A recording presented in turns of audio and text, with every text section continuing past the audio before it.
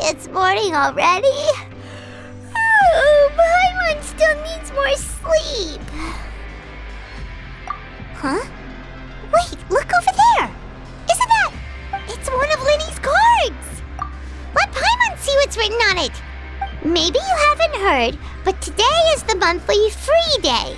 Everyone has the day off today, which makes it the perfect time to do some investigating. It's been a while since we last talked. Have you been making any progress lately? Let's meet at our usual spot in the factory area before lunchtime. I have new information. Ooh, today's our lucky day. We have the day off. From the sound of it, Lenny's been making progress with his investigation. Wonder what he's discovered. We still have some time before we meet up. Let's talk with the people here for a bit more before we go.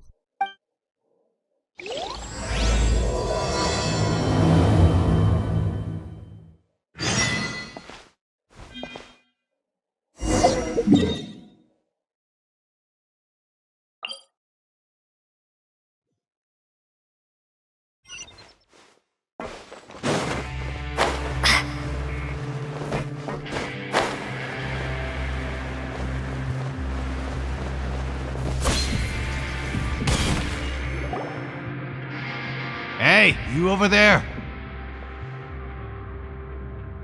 Yeah, you! Say, do you like playing card games? You know, like Genius Invocation TCG? You TCG players are like mint in the wild, literally sprouting up everywhere. Hey, come on now. What's wrong with finding fellow Invocation aficionados? Anyway, care to join me for a game? Alright. No pressure. But why would you be looking for people to play Genius Invocation in a place like this? Don't people usually come here to fight? Whether you're throwing down cards or throwing punches, it's all a competition, isn't it? It's all the same in my eyes. There are lots of card players here in the fortress. When I saw you, I immediately thought, hey, even outsiders from other nations play cards. So I came over to say hi. Sure. Great! Since you've been here longer than us, you need to flex your seniority a little bit, right? Maybe you could start by telling us newcomers some stories about this place. I thought you would have already heard everything by now. Alright then, did you have anything specific in mind? Or do you want me to just pick a topic? Why don't you pick? We'll let you know if we've heard it already. Alright. Have you heard any strange rumors since you've arrived? Ben, did you know that there are some people who are always gossiping over in the corner? There are two guys who are always skulking around in the corners of corridors gossiping. The bigger guy is Quisto, and the skinny one is Lavaroon. People call them the Bombshell Bros. I never really found their gossip very mind-blowing, and it's pretty much just the same stuff that I hear about when I'm at work every day. If you're interested, you can go talk with them. They tend to talk a lot of nonsense, but they aren't exactly bad. Good to know. Do you have anything else to tell us? Let me think. Sounds like you want to hear something a little more tantalizing. Oh, did you know that the Duke was also a convict in the fortress of Meripede before? Huh? Wait, are you serious? That's right. The Duke was an inmate just like you and me, some crime. Who knows how he ended up rising up to become the warden, though? To go from an ordinary inmate to becoming the manager of the whole place? I'm not gonna lie, I kinda respect that. A forbidden zone? Sounds like something that someone just made up. I've never heard of that. Where did you hear about it? It's just a rumor we've been hearing, but no worries if you've never heard of it. Do you have anything else you can tell us? Anything else? Not that I can think of, but I'll be sure to tell you anything interesting I hear next time. You'll have to play a game of Genius Invocation with me first, though.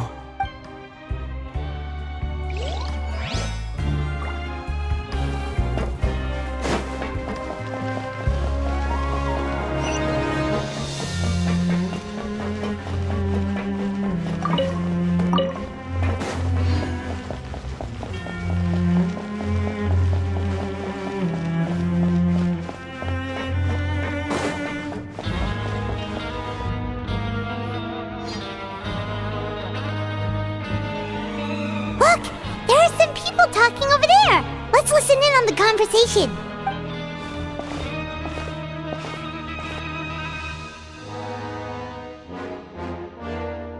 if you ask me, those pompous parasites on the surface act like they're all a bunch of aristocrats.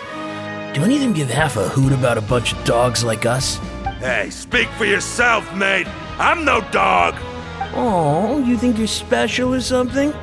If you're here, then you're just a convict like the rest of us. I've heard that even if you're released after serving your sentence, going back to life on the surface ain't any better. Once a criminal, always a criminal. We're marked for life. I don't buy that. Hey, how cool would it be if the whole world was destroyed by a giant flood and everyone had to start over from nothing?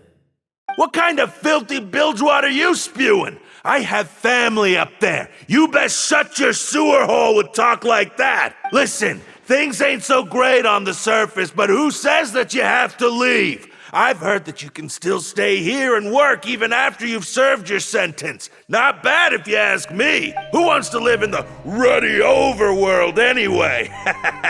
And what makes you think they'd want to hire someone like you? It's one of the great mysteries of the universe, how someone as useless as you is so confident. Whoa. Sounds like they're really unhappy about the overworld. Speaking of which, Paimon never heard anyone use the words overworld or underworld when we were living up there. Is it only something the inmates down here say? That's true.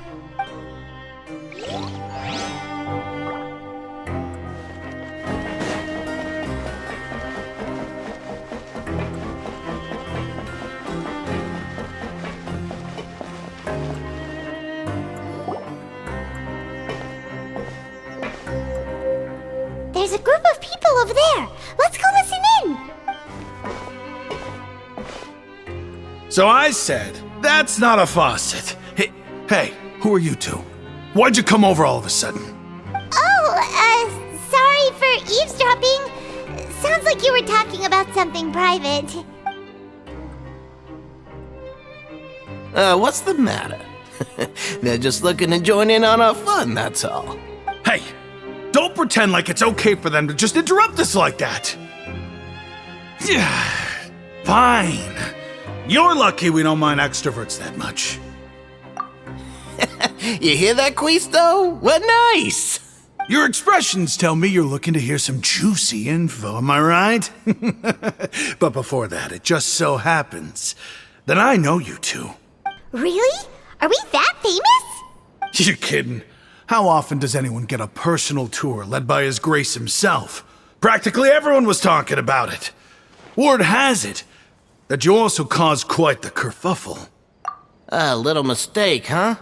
I like the way you put it. You see, people with a good attitude can join our group anytime, unlike some of the others here. Your group? I'm Quisto, and this is Lavaroon. People usually call us the Bombshell Bros, but don't worry. We're not playing with bombs or anything. It's just that our information is always so explosive, and we blow minds on the regular. So, you two really like to gossip? Whew, you sure know how to embellish. No, you don't get it. Knowing intelligence will make things better for you here. For example, knowing who's working with whom, who has the latest rumors, who's not getting along. Wouldn't you like to know all that? Whoa, all this info's worth something, you know? You should prove you're worthy of it. I don't mind him.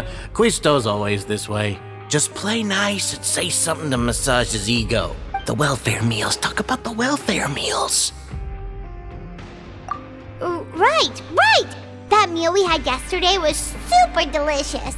Paimon can still taste it whenever she closes her eyes. Is that so? To tell you the truth, I've been helping out with making those welfare meals. I've been working as a kitchen assistant for about a month and a half now. Oh, so you're the one who made those delicious steaks. Amazing. You could be a professional chef. You are correct. I am a true professional. In fact, I even went to culinary school. But enough about that. Since you like my cooking, I guess that means we share similar tastes. Listen carefully. This little bombshell will help you learn what's really going on here in the fortress. Listen, kids. The power structure within the fortress is quite complicated. The overworlders couldn't care less about us down here. We're basically dogs to them. You've already met the one person here you should never cross, the Duke, Risley. He knows more than you think. And if he doesn't care about something, then he often doesn't bother dealing with it. Those who have the Duke's attention get all kinds of special perks, even better treatment in the infirmary. I know who you mean. It's that Jurier character, right? I don't think there's anything useful about him at all. Why does he visit the infirmary practically every day? Is it normal for anyone to be going in and out of there so often? If you ask me, he's just faking it to get out of work. But did you know that Jurier was a talented researcher from the FONTAINE Research Institute before he came here? There's no denying that. I don't care if he was a researcher that could turn dirt into Mora. Once you're in the fortress of Meripede, you're just another inmate like everybody else.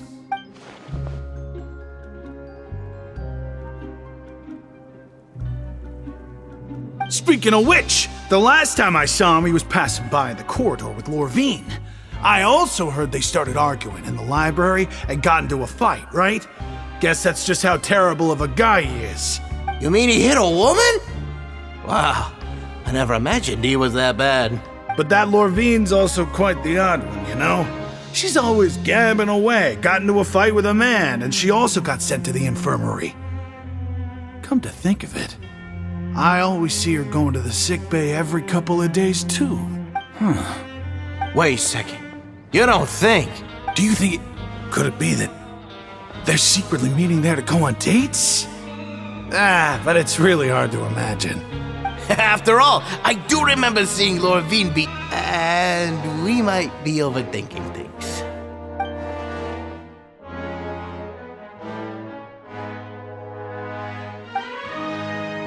Okay, we've talked to just about everyone, and it's about time for us to go meet Linny. According to the card he left us, we should go meet him in the production zone.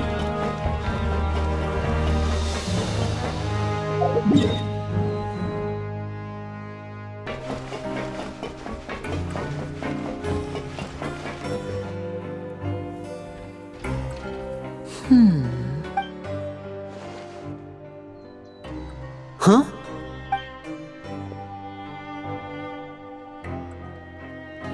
That look in your eyes.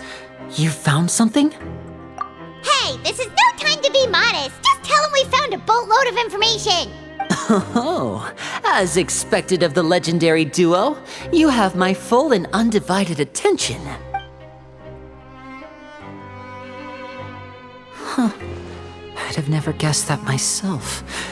The rumors swirling about this place are unreliable after all, and Master Child probably went missing because he found a way out. He is a harbinger after all. I suppose he's much more resourceful than I initially gave him credit for. Unfortunately, this isn't enough for our final report to Father. We need to find out Master Child's exact whereabouts. Father told me that even though Master Child said he was just coming to Fontaine for a vacation, he actually had some personal reasons. His agenda might be linked to his disappearance. His escape route is already flooded, so we'll have to task someone with professional diving skills to chase after him. Well, when you put it that way, it's obvious that only Fremine would be up to the task. Bingo! Is he around? He's working today. Coming here as a group would have attracted too much attention. I'll talk to him about it later. It's the least I can do. We're all in this together, so it's only fair for us to fulfill our end of the bargain. Honestly, I'm far more impressed by you guys managing to collect all this information right under Risley's watchful eyes. Collecting information has always been our strong point. Now, let me think. To find out more information, Fremine will have to retrace Master Child's original route. And if he's to do that, he'll have to set out on the next pipe cleaning day at the earliest. That's 6 days from now. And after that, he'll probably take another 2 or 3 days to return. You can even estimate how long it'll take for him to get back? We've been working together for a long time. We know each other's capabilities like the backs of our hands. Traveler, what say you to meeting here 9 days from now? We'll be able to pick up Fremine while we're at it, too. Oh, and there's just one last thing we'd like your help with. Though we can just sit back and wait for Fremene's report on Master Child's whereabouts, we still need to make more progress on the investigation of the Forbidden Zone. Fremene's no master of disguise, Lynette's still working on getting intel from the other areas, and I'll need to spend some time helping Fremene prepare for his diving mission. So, you are the only ones we can count on. What do you want us to do? Will it be hard? Well, I won't call it easy per se, but I think you'll be able to pull it off. Listen carefully. You'll need to find an excuse to get into the infirmary and investigate the room and environs. You've mentioned several sketchy-looking people always meeting at the infirmary earlier, so it probably has something to do with the secret we're hoping to uncover. You've already met the head nurse, so she'll be less suspicious of you. Investigate the internal structure of the infirmary and any active dealings within, and pass those on to me alongside anything else you're able to discover. But also, there's no need to take risks. Don't forget, safety always comes first. My apologies. I just started rambling out of habit. It was almost as if I was talking to my younger sister. But that's not a bad thing, right? All right, then we'll head out as soon as we finish our prep. Let's go our separate ways for now then. Don't forget, we meet here again in 9 days. Stay safe.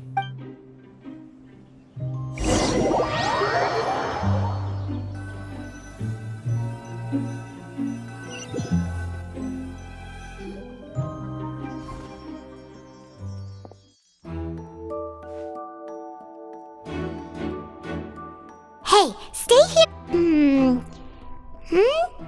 There seem to be several people inside.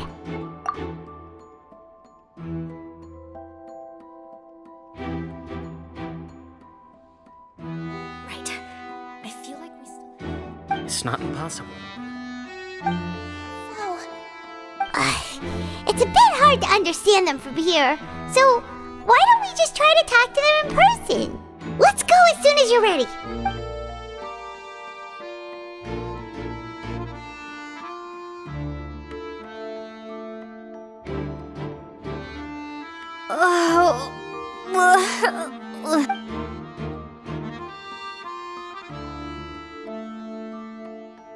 Someone, please help! She's sick! Whoa, are you okay? Oh my! What's wrong, little one? There's no need to panic. Take a deep breath before you begin. The traveler started complaining of a stomachache, and then nausea, and then collapsed onto the ground. Paimon doesn't know what to do. Freezing limbs, twitching fingers, and pale complexion. Could it be poison? Let me take a look. Please, lie down over here. Don't worry, I'll get you to the bed safely. Here, hold on to my shoulder and walk slowly.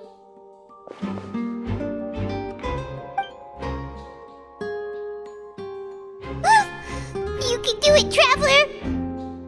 Don't apologize. You're sick after all. Now, please relax. I'm just going to do a preliminary checkup on you.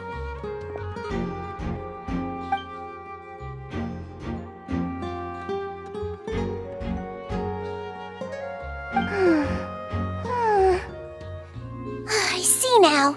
My checkup has confirmed that she's not in any mortal danger. That's our worst fear out of the way. Oh, that's good. But I'll continue my diagnosis of the patient now. Please, relax and take a deep breath.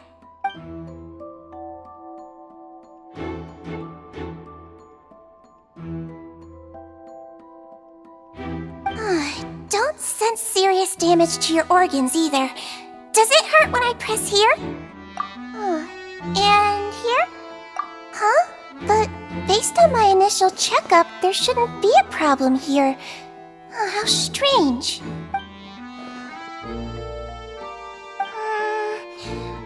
What about here? Does this hurt? Oh, I understand. So that's what it is. I think you just ate something that disagreed with you. That's all. Nothing too serious. Outside of a pretty bad stomachache when it decides to act up. So that's what it is. Thank goodness it's not anything more serious. And there have been other inmates complaining about the food recently. I'll inform our head chef, Mr. Woolsey, of this problem as soon as possible. Congratulations! The health risk is incredibly low, so you should recover within a couple days. Why don't you take a rest here while I go get some medicine for you? Miss Levine, I'll have to trouble you to help me look after this new patient while I'm gone. Very well. And she hopped away just like that.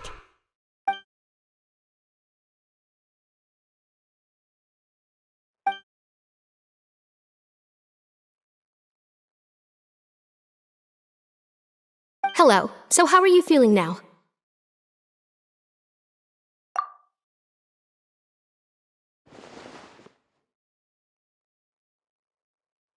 Her stomach aches really bad. She was stumbling about the whole way here, so Paimon's really worried. If Miss Sijuin says it's not a serious problem, then there's no need to worry. She's the best medic we've got down here. But it also looks like she's the only medic you've got down here. Well, that's true. What do you mean, that's true? That's really misrepresenting the situation. Of course I can't speak for the whole fortress, but it's not like everyone imprisoned here is useless, you know? Though they may have committed crimes and gotten locked up here as a result, they still know a thing or two about medicine, and they help Miss Sijuin take care of the sick and injured. Yeah, you're right. But did you have to lecture me about it in front of another patient? Aren't you a patient too? Where did all your energy come from? That's correct. Sorry, I got a bit ahead of myself. Are you two also sick? We've been sick a while. I come back every once in a while for checkups and to pick up the medicines Miss Sijuin prescribes for us. That's just the nature of chronic illnesses. As for her, you could say she fancies herself as Miss Sijuin's capable helper because she learned a bit of medical knowledge ages ago. Please watch your mouth, Mr. Jurier. Don't forget that you are the primary reason I have frequent heart palpitations. Hey, don't start arguing now, please. Keep it civil at least.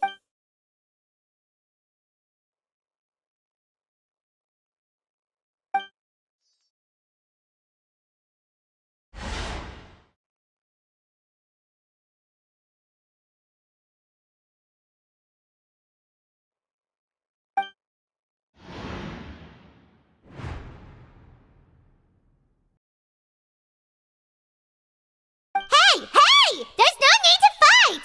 Everyone will be released someday, so there's no need to argue over silly things like this!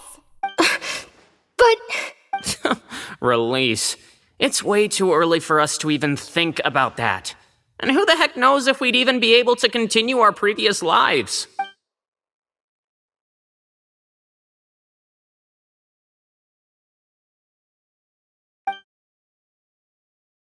Please allow me to end this boring and useless conversation. Oh, and Mr. Jurier, I don't want to see your face here again anytime soon. And same to you, Miss Lorvine. Anyway, that was more than enough rest for me, so I'm going to get out of this excessively noisy place. See you later, everyone. He just slowly walked off like that? That's just what he's like. I'm sorry you had to see all of that. I'm Lorvine, and that's... Well, his name is Jurier, but I hope you'll never have cause to remember his name. You really can't stand him, huh? I mean, can you blame me? Who would like someone who's as arrogant and obsessed with weird research topics as he is? But there's no need to keep dwelling on him. I'll accompany you two for a while. Miss Sijuin should be back soon, and I'm sure you'll feel better as soon as you've had some of her medicine. No, it's nothing. I'm back! Did you rest like you promised? Thank you for getting our medicine, Miss Sijuin. Did you all cooperate with your bed rest? I trust that nobody got up to walk around. Good. Here, this should be 2 days' worth of medicine for you. Take 1 pill now, and then continue your bed rest.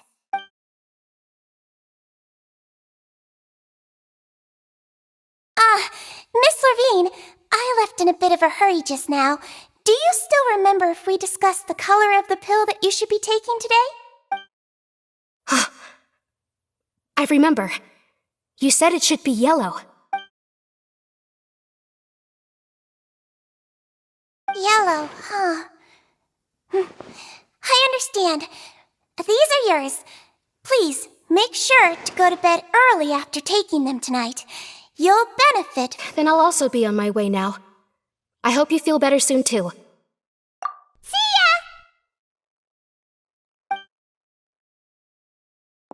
I'm going to fill out your medical record now. You're widely known as the Traveler, right? I just want to double-check a few details, if that's all right with you.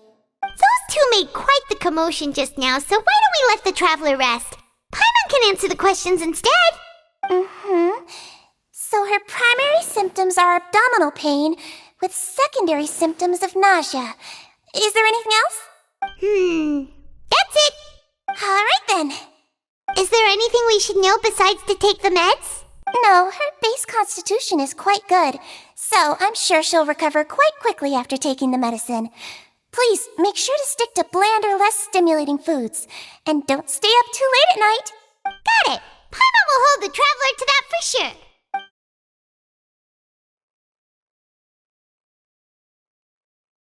Oh, you're going to take a nap already? Okay then, you get some rest.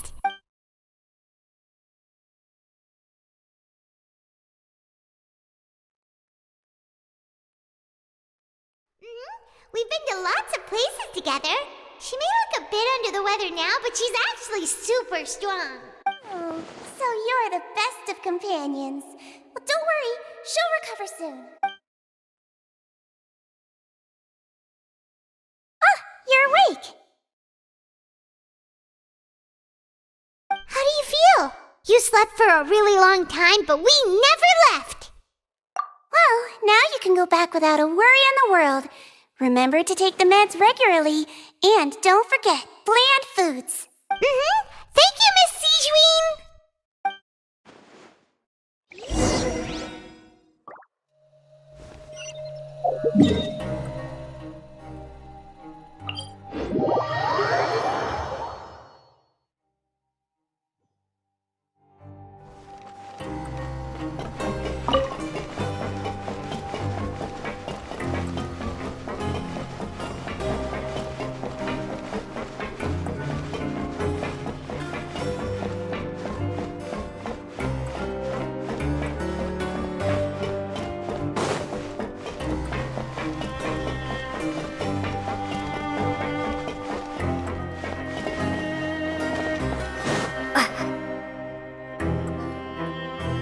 Really are something. To be able to fall asleep like that and even sleep talk the entire time, you scared Paimon half to death! No, but you kept mumbling things along the lines of, Pyron, go take my grilled fish, and you talked with Sijuin the entire time you were asleep. She seems like she's just a sincere nurse, and Paimon didn't notice anything unusual in the room. Are you sure we're not going off track with the infirmary?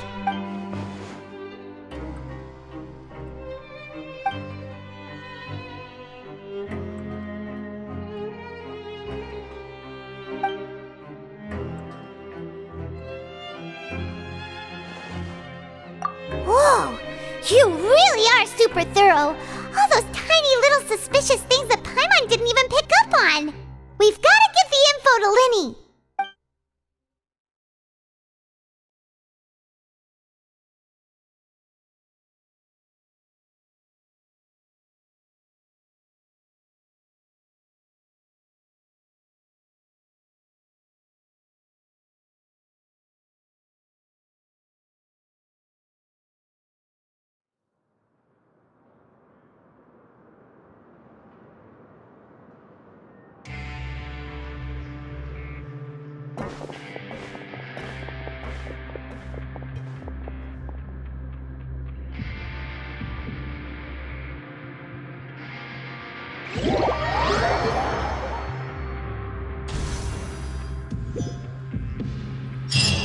Today's the day! Let's go meet up with Linny!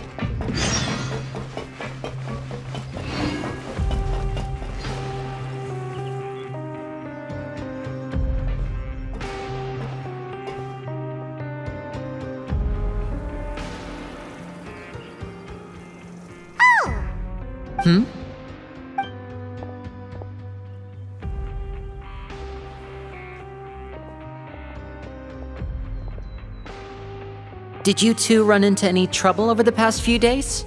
No, we just worked our shifts according to the schedule. Nothing weird happened. That's good. That means you didn't raise any suspicions when you infiltrated the infirmary. We've taken a look at the slip you've sent. Fremine successfully left the grounds via the pipes 2 days ago, and as of last night, Lynette has also infiltrated the infirmary after faking an illness. Wait, why is she getting involved as well? You already went above and beyond when you scoped out the infirmary. To put it more bluntly, even if we were to view that as something you did in exchange for Fremine's help, you've already done more than enough. Infiltrating a guarded stronghold is a different kind of job from a one-off investigation. We want to avoid using the same faces over and over and reduce the amount of suspicion that will fall on any given person. Lynette also felt like you have already taken the first step for us, so she should be the one to finish the job. So that's what Lynette thinks. Oh, Paimon hopes everything's going well for her. Then, let's go check on Lynette before Fremine returns. If everything went well, then she should be wrapping up her investigation right about now. Is now really a good time to go over? According to my observations, Sigewinne always spends around half an hour away from the infirmary right before lunch. Lynette knows this as well, so this should be a good time to meet up with her. Also, I'm her brother, remember? It's only natural for an older brother to care about his younger sister's well-being. Okay, then let's head over right away.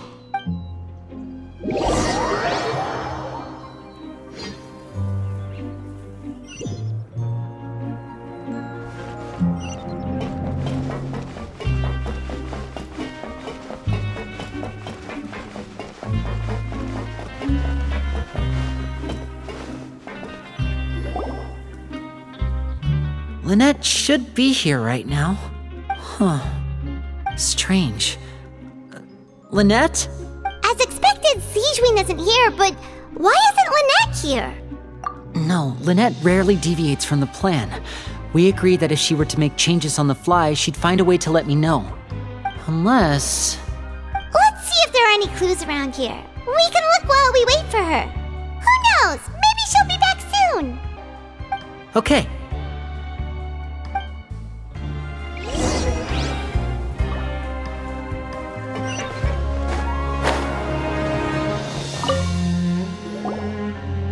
There are some books here and a few files. They all look like medical records. Advanced nursing, how to raise the spirit of your patients, a quick guide to the psychology of emotions, and the meaning of laughter. These sure are some interesting books.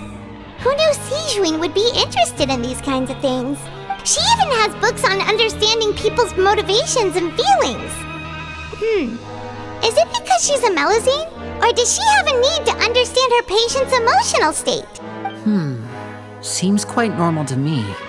These are skills that would come in handy for a nurse from time to time.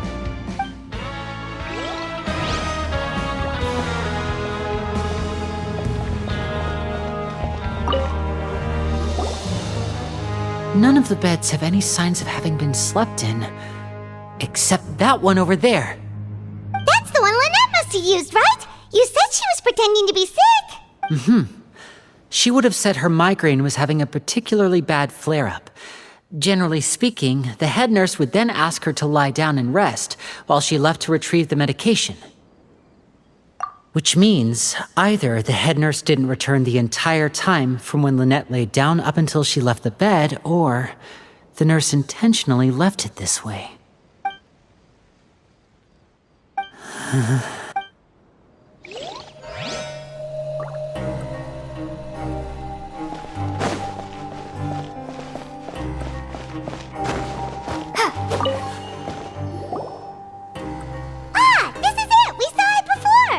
Wait, this thing? It doesn't look like it's been disguised that well. The space behind it is empty. From its size, I don't think it's an entrance that is meant to be taken apart. There's probably a mechanism around here somewhere. Could Lynette have tried to get inside? But if that's the case, she would have contacted me for sure. Let's look around here for some more clues. Don't panic, just take another look.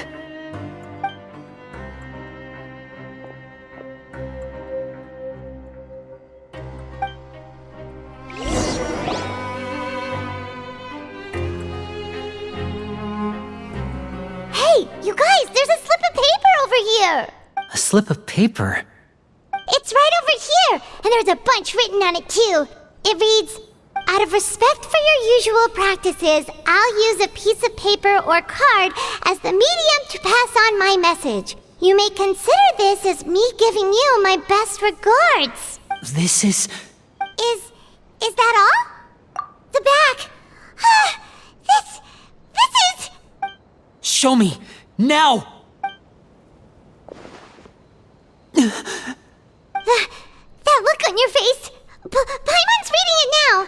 Would you care to guess where Miss Lynette of the Fatui could be right now? No. Could she have... Is she already... Wriothesley. Did he deliberately leave the infirmary unguarded to use it as bait? Wait, you mean he was aware of our goals from the very beginning? But why? We didn't run into any trouble last time, and he also never reached out to us since. Yes, that is a crucial question. Wriothesley, he doesn't do anything without a clear goal or reason. So this means he had no concerns about your activities from the very beginning. You're not from the same camp as us. You were sent down here by Nervulet, so you have no conflict of interest with Wriothesley. We're a completely different story, though. I'd like to know that, too. Why did he only go after her? Don't panic, just think everything over. I have to stay calm. This is not like what happened last time. The situation's different now. Wait, you're right. Wait, but that means the fact that Fremine was able to leave the grounds. Could Wriothesley have let him go as well? But what does he gain by letting Fremine leave like that?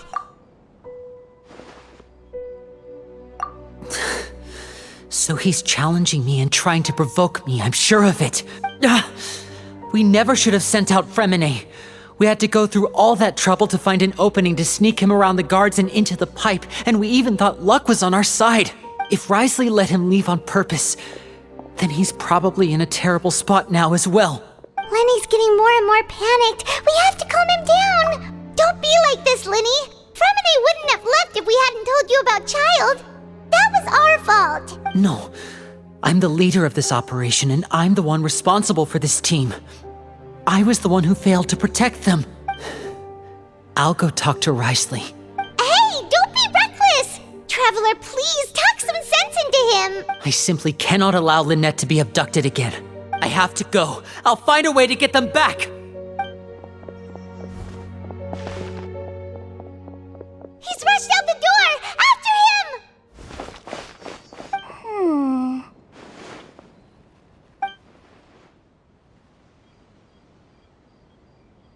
Right.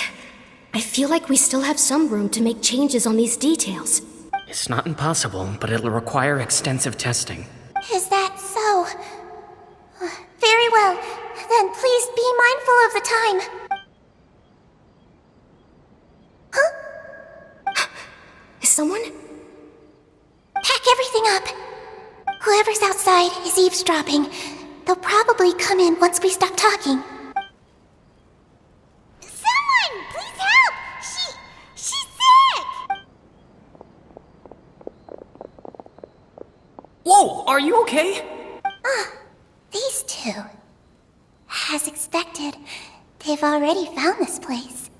Oh, they are quite sharp. What a delightful turn of events.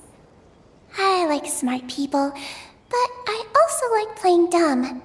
I like the feeling of being trusted. Oh my! What's wrong, little one? There's no need to panic. Take a deep breath before you begin.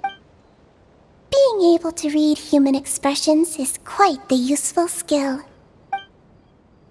Lenny! Wait! It's no use. We have to catch up to him. Kids these days, you just can't rely.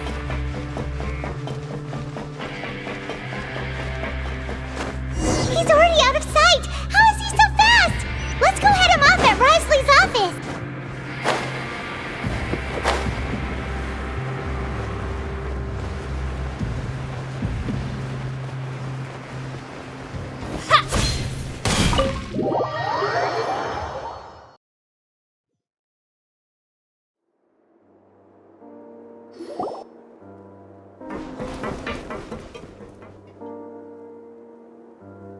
come out and face me, Risley!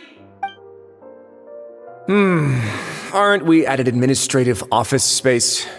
Why don't you at least try to follow even a couple rules from the fortress's indoor management regulations? What did you do to my sister? I ran into the young miss at the infirmary. I'd heard that she was suffering from quite the migraine, so I decided to invite her over for a cup of tea. I do have some teas in my collection that can work wonders against such an illness. Stop joking around! Where did you take my siblings? I have also heard that your performances are quite the spectacle. Miss Lynette would sometimes enter a box filled with water, only to emerge the next second from another place altogether. Maybe she'll appear behind you right now if you were to turn your head. Is he trying to trick me into turning my head? No, he's probably not looking to attack me right now. All of the hostages are in his hands, and he's even in the mood for small talk. That means Lynette is probably still alive. You knew we were investigating the infirmary from the start, so you deliberately aroused the traveler's suspicions and baited us into continuing our investigation just so that you'd be able to kidnap Lynette. As for Fremine, no, you probably didn't even interfere with Child's escape. You let him go so you could purge the Fatui members that we had planted into your ranks. There was no need to do so. The fortress of Meripede is a pretty pleasant place. Most people enjoy their lives here. The only ones who act differently are those with personal agendas. It was quite easy to identify your colleagues. You removed our original members and spread the news of Child's escape so Father would assign our team to come down and investigate. Fremine has also fallen into your hands, right? If you're oh so omnipotent and so in control, why would you need hostages? One correction. Lynette is in my hands right now, but Fremine is not. He's not. What do you really want? Lenny! Oh, wonderful. Everyone is here, so I'll only need to say this once. Thank you so much for cooperating with me. Eager and to the point, I see. Alas, only Miss Lynette is currently having a cup of the fortress's finest tea. Although, as per your original plan, Mr. Fremine should also have returned to the fortress by now. But he has neither shown up within my gates, nor has he been taken into any kind of custody. So where do you think he may be right now? Wait, you can't mean you locked him outside in the sea? I closed the fortress's gate to the outside world. That's all. Fremine's a star diver, so he should be fine, right? No, we're still here, so he definitely tried to find a way to come back for us. So we can't assume he might have made a break for the surface. But why would I do this, you may be asking? To have an audience with you, of course. My intel tells me that Mr. Linney is a great magician, so it's only natural for me to want to have some cards of my own when it comes to negotiating. Besides, I do recall you mentioning to Miss Lynette that you've always wanted to have a face-to-face meeting with the Lord of the Fortress of Meripede, regardless of whether it was in a personal or a professional capacity. Well, you got your wish. So, you've been keeping tabs on us before we even set foot in the fortress. Some of my folks just happened to hear a thing or two, that's all. In any case, I will be straight with you. I was willing to play dumb and turn a blind eye, so we had a pleasant few days playing games together here. But once you started focusing on the Forbidden Zone, all of that changed. Mr. Linney, the cards are stacked against you right now. Miss Lynette is in my hands, and Mr. Fremine is still slowly being pickled out there in the brine. You know just as well as I that he cannot last out there forever. You need do but one thing to guarantee their safety. I would like you to contact your superior, and ideally invite her over for a cup of tea with me. You want to see Father? But why should she bother giving you an audience? Well, if she cares for the well-being of her dearest children, she should have plenty of motivation to join me for a parents' evening. I've heard that the bonds between the members of the House of the Hearth are like the bonds of family. I don't see why she would refuse. Why did you think Father sent us to handle the Fortress of Meripede? This place is basically a no man's land. It wouldn't be fitting for anyone as important as a harbinger like Father to come here in person. Oh, I see. So it's because she doesn't care for my place here. That's such a shame. After all, I've amassed quite the tea collection. I was looking forward to sharing it with her. Both Monsieur Neuvillette and Lady Farina have already received many samples as gifts. Was this the extent of your master plan to get to Father?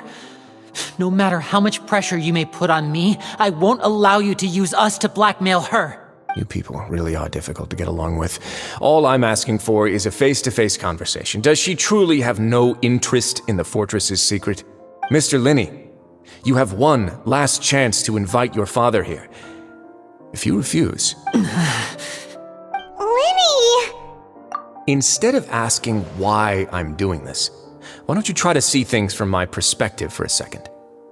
From the very beginning, the Fatui has been actively infiltrating my fortress. I gave you a warning by cutting off the first few operatives I found, but that only caused you to double down. Had you given up on the fortress then and there, I'd have no reason to want to talk.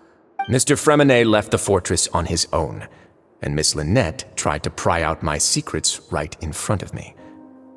No matter how you look at it, the responsibility for this falls on you. I shouldn't ask Father to do anything because of us. 6, 5...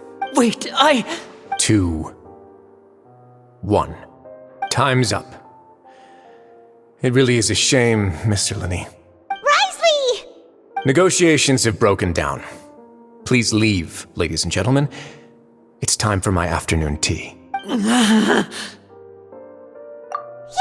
listen to the Traveler. If you can't talk to Linny, can you at least talk to us? You do realize that I'm only letting you go because of Neuvillette, yes? You're here helping him out, and I've already done my best to stay out of your way. But that doesn't mean you can just do whatever you want. The fortress may be small and remote, but it still has its own set of laws.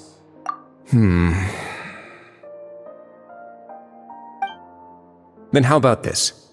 Those who are capable deserve respect. You've spent quite some time investigating my home turf by now, so why don't you tell me a thing or two about what you found, I'll ask you 3 questions.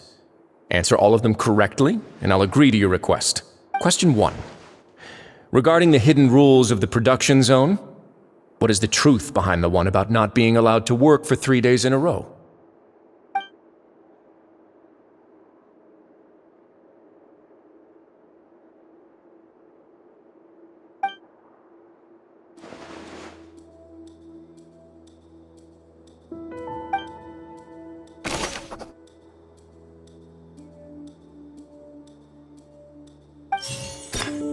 We often see Miss Sijuin observing the prisoners at work near the production zone. The research note said that the Melusine race perceives the world very differently from humans.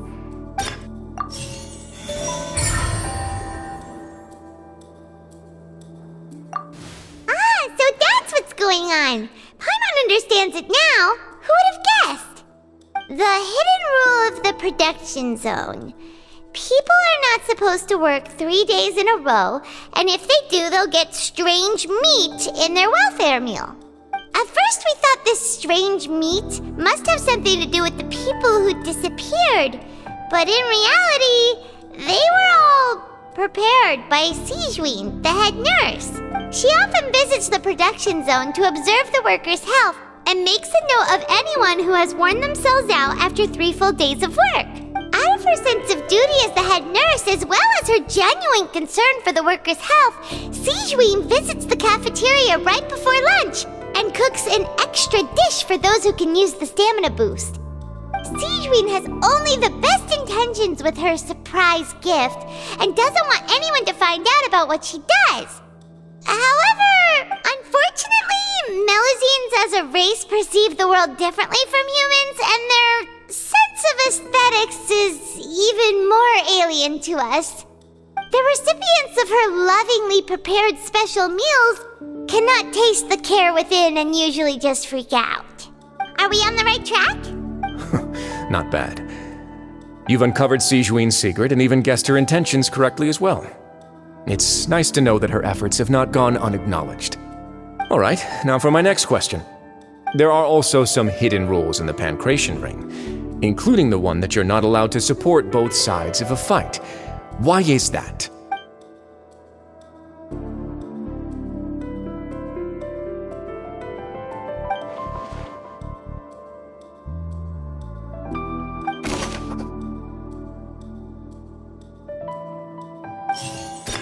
According to Collins, the Pancration tournament... The research note said that the Melus...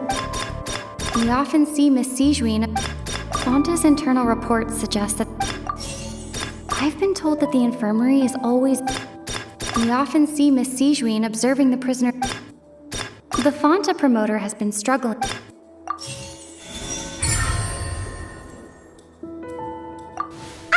Paimon gets this rule too now, so there really was nothing to be afraid of. That hidden rule of the Pancration Ring is about how, people are not supposed to bet on both boxers at the same time. And if they do, they'll receive a package containing a strange, blood-colored liquid. People get scared when they see it because they've subconsciously begun to associate it with the missing boxer. But really, it's just a bottle of the latest yet-to-be-named and packaged new Fonta trial product. A blood-red drink. It's no wonder even Fonta's own staff were questioning the company's decision-making. The company, facing backlash from its own staff, decided to try to trial the product on a smaller scale, to see how it might be received by customers. They came to the fortress of Meropide and offered to sponsor the Pancration tournament so they could push their new product. But the Duke completely refused to even entertain the idea.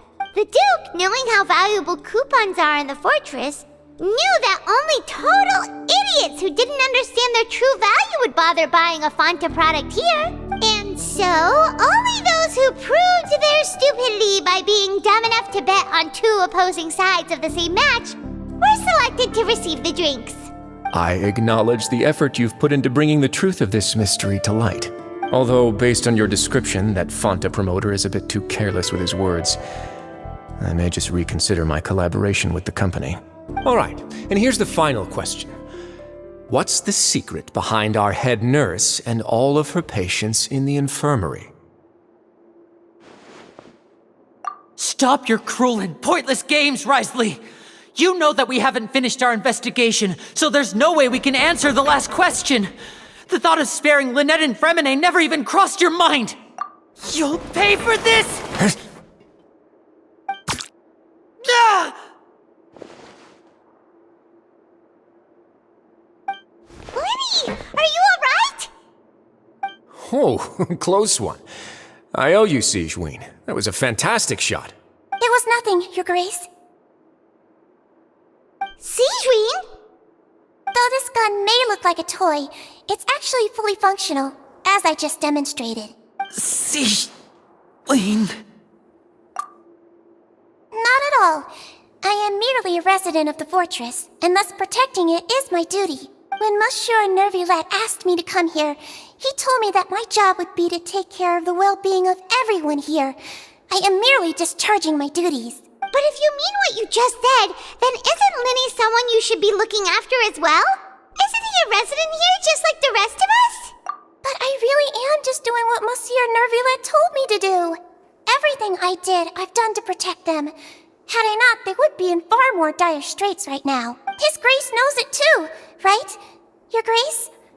Mind proving my innocence to them? My dear Sijuin, whatever shall I do with you? Would it have killed you to just wait another minute or two? Well, it's nearly time after all. The way you do things can be truly frustrating sometimes, Your Grace. I figured I should try to talk some sense into you. What are you talking about? What time? Take me if you want. Let them go. How touching. Can you just give me one more minute? Don't be like that, Your Grace. All right, everyone, calm down. 2 more visitors will be arriving any time now. I'll go get a cup of tea. Miss Sijuin, I leave Miss Lynette in your care. You... What are you doing? I believe I hear footsteps.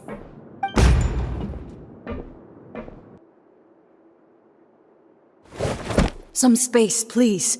Ah, Miss Clarande. My door. Fremine... Fremine... What's going on? What is Clarande doing here? Work. I'm sorry about shooting you, Mr. Linney. The tranquilizing effect will begin to wear off soon. Please take it easy in the meantime, though. What happened to Fremine? Wasn't he diving just outside of the fortress? Why is he looking like this?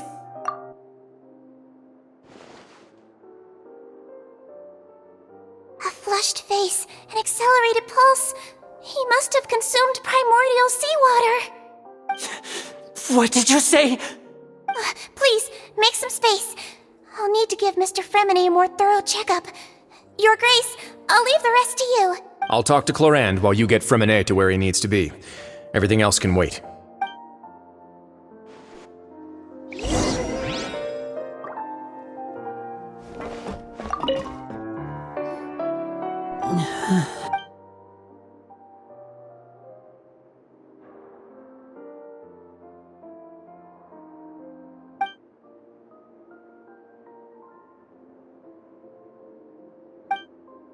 How is he? These symptoms are probably caused by an acute ingestion of a large amount of primordial seawater. Still, his condition is not critical. Of course, it would be best if he stayed for further observation. Let's leave him here for now, and move him to the infirmary once he's recovered a bit more. Sorry. I am aware that the infirmary may not be your favorite place in the world at the moment. We do only have a single clinic in the fortress, however. Why would he ingest a large amount of primordial seawater after leaving the fortress? How could that possibly happen? Please, look after Mr. Fremine for the moment. I'll go fetch some medicine and a respirator. Oh, I'll bring Miss Lynette back with me. Where is she? How is she right now? Oh, she just took a nap in an empty room after I tranquilized her. If my calculations are correct, she should also be waking up right around now. You might not believe me, but His Grace and I actually made some snacks and tea for her.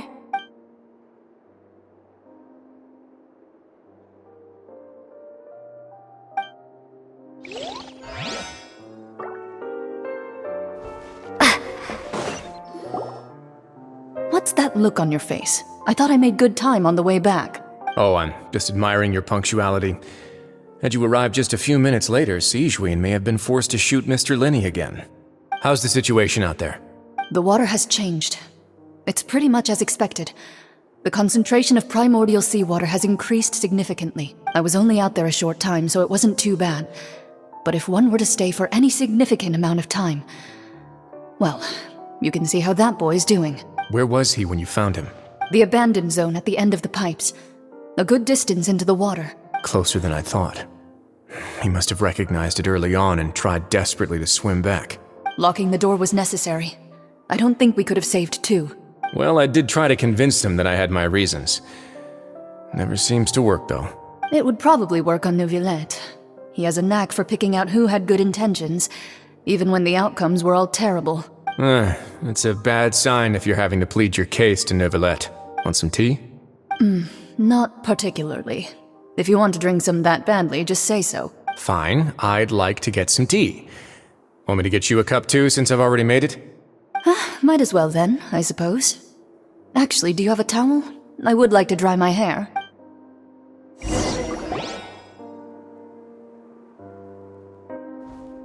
Linny, are you okay? I'll be fine. They're all here now. Don't worry about me. Are you sure? You don't look alright. My hands and feet are still a bit weak, but that's probably just the residual effects of the tranquilizer shot. I'm back, everyone. Lenny! Oh, Traveler, Paimon, you're here too. Fremine? Is he... He'll be fine. But for now, please help me lift him up.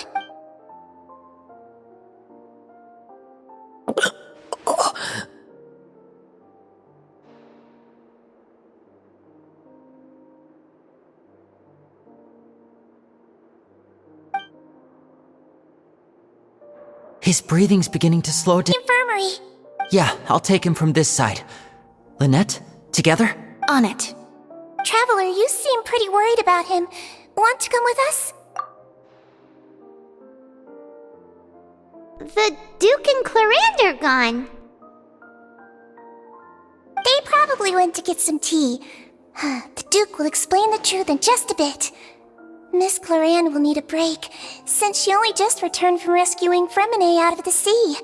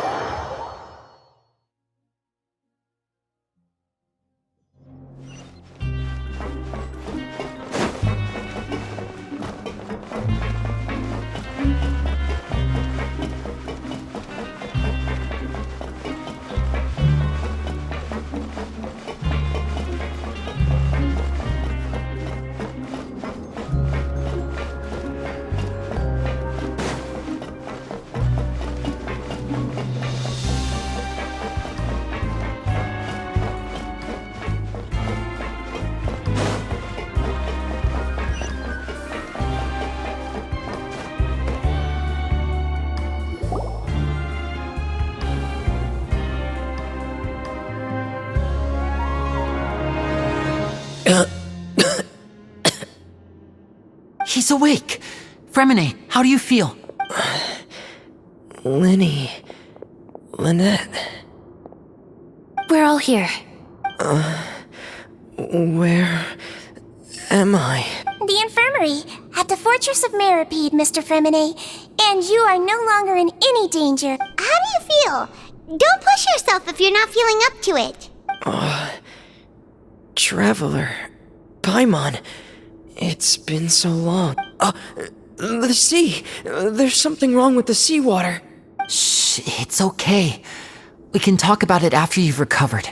No, listen to me. This is really serious. There's primordial seawater mixed into the regular seawater.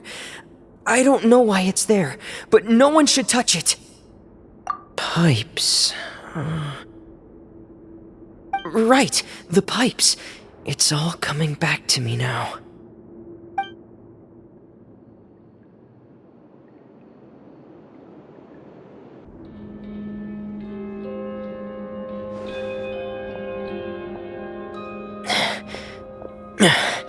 I'm in. Seems like this pipe hasn't been used in a long time. It looks abandoned.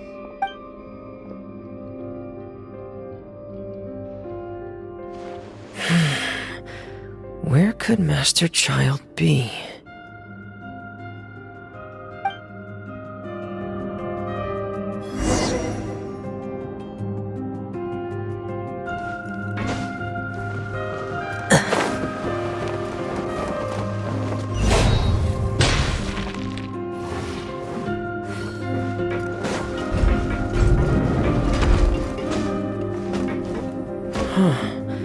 This mechanism looks like it's been tampered with. Could he have done it?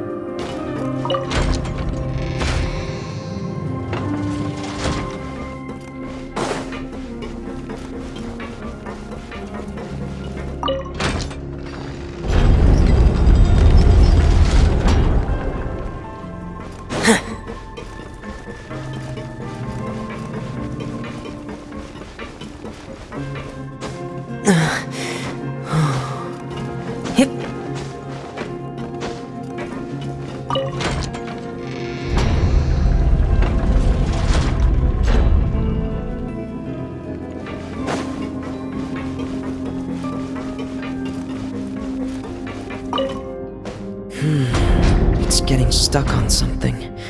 Seems like I'll have to avoid those obstacles while I turn it.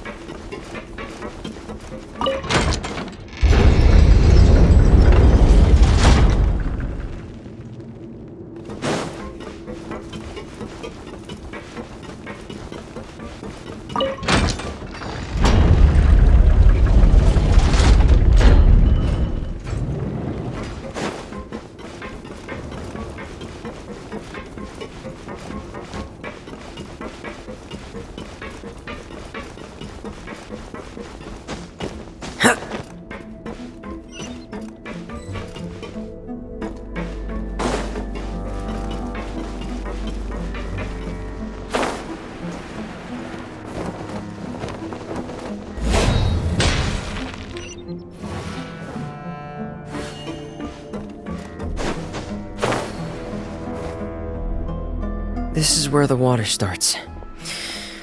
Okay. Master Child probably dived into the water. I'll go take a look as well.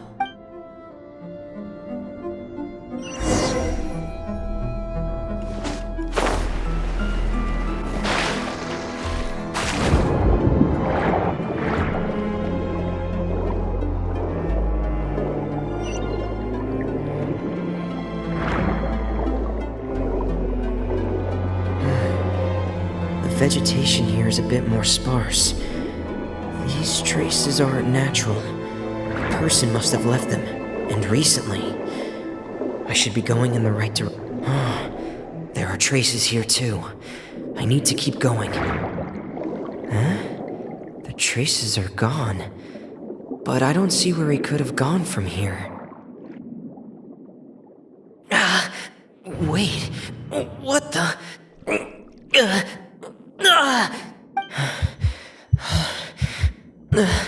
My heart is racing, and it's getting harder and harder to breathe. What's going on? No good. I have to get back. They still don't know anything about what's going on. If I turn back right now, I should still be able to make it.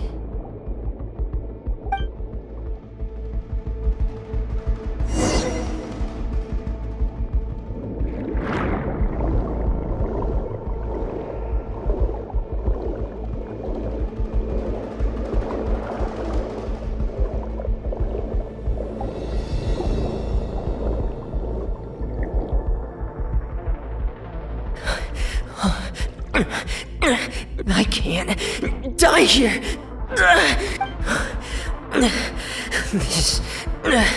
This is bad. I'm feeling worse and worse, and I'm still underwater. I have to push on.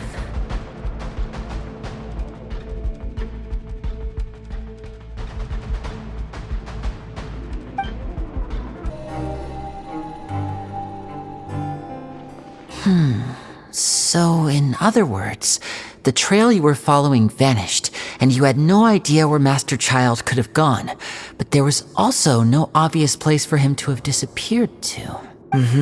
That's right. I tried my best to swim back, but I had already put some distance between myself and the fortress, and I just couldn't find the strength to keep going. I probably passed out some time after that, and you know the rest. Miss Clarande brought you back, but we also don't know why she just suddenly appeared at the fortress, or why she went out to save you. Miss Clarande, you say? I must go thank her in person. You're still too weak for Monet. You can go after you've had some more rest. Miss Lynette is right. I believe Miss Clarande will stay here as a guest for another few days, so there's no need to hurry. A guest? Then I can assume Risley was the one who invited her to come down here? You should ask His Grace about that. He'll be able to explain better than me. Yeah, it's about time he actually told us what's going on. Wanna come with us, Lenny? No, please go on without me. I don't want to leave just yet. Lenny. The logical part of my brain is aware that we're safe right now, but I still can't bring myself to leave. Both of you are just in danger. Understood. Then let's just sit together for a while. In that case, I'll leave the infirmary to you. The Traveler and I are going to head out for now. As long as you stay in here, I don't think you'll be disturbed. Thank you.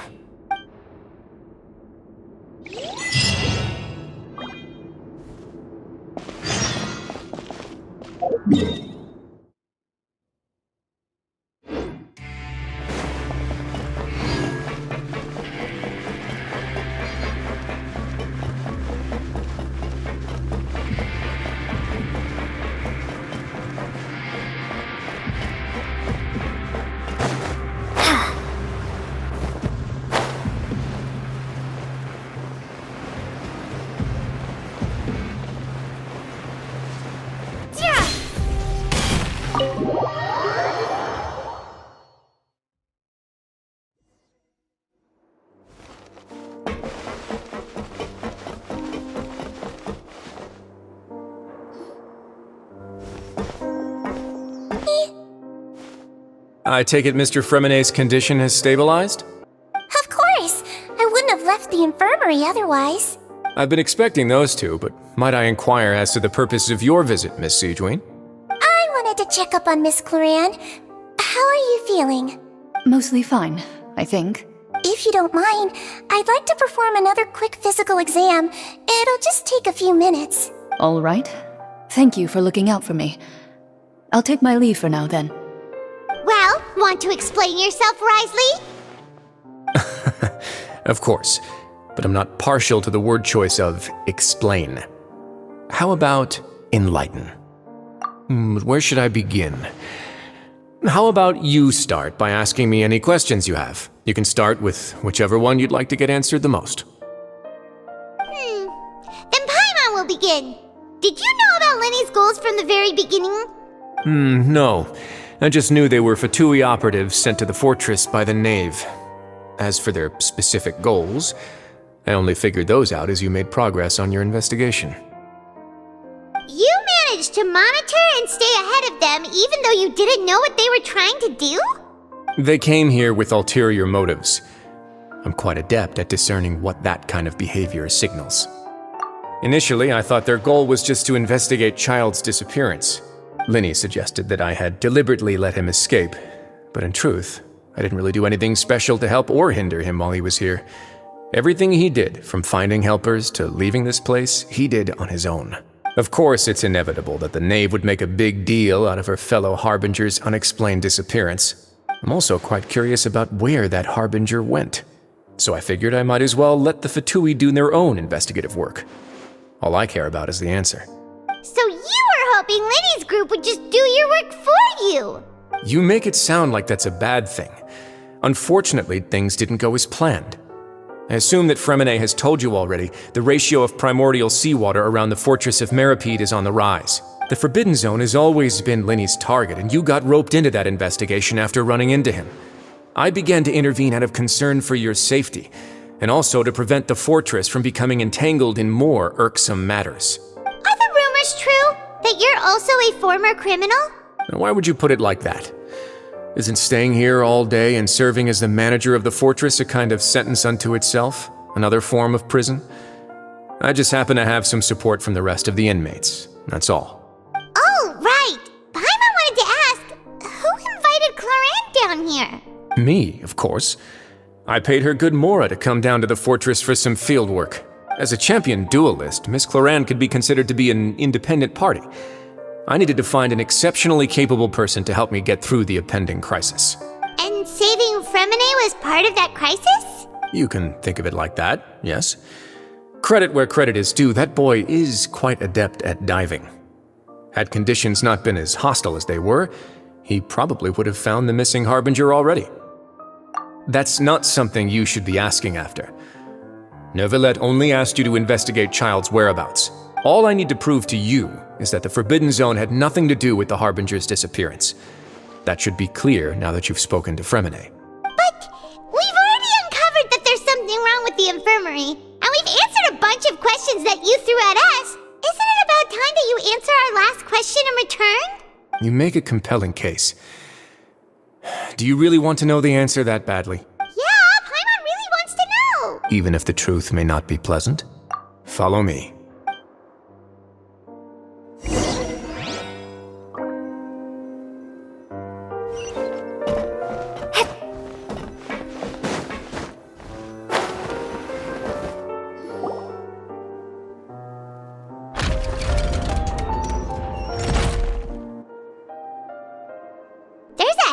Door here? And a whole basement behind it? Huh. You're pretty good at hiding stuff, Risley. It seems you've forgotten just what kind of place the Fortress of Meripede is.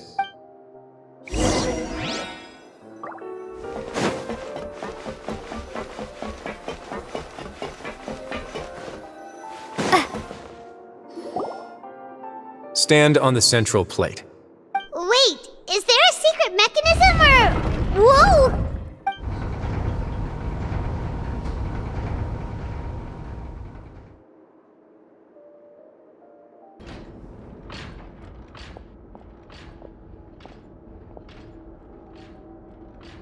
What a huge Which door? There are 3 such isolation gates in total. Generally speaking, I'm the only one who's allowed to go inside. Hence the name Forbidden Zone. Am I correct to assume you're going to run on back and tell your little Fatui friends everything? Well, Paimon wasn't thinking of keeping anything from them. Well, I'd advise you wait until you've seen the whole truth of this place for yourself before deciding whether or not to tell them.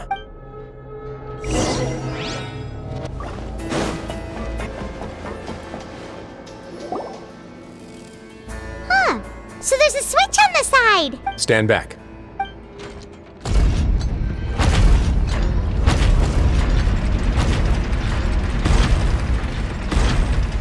Whoa! They all just went up one by one! Go on, have a look.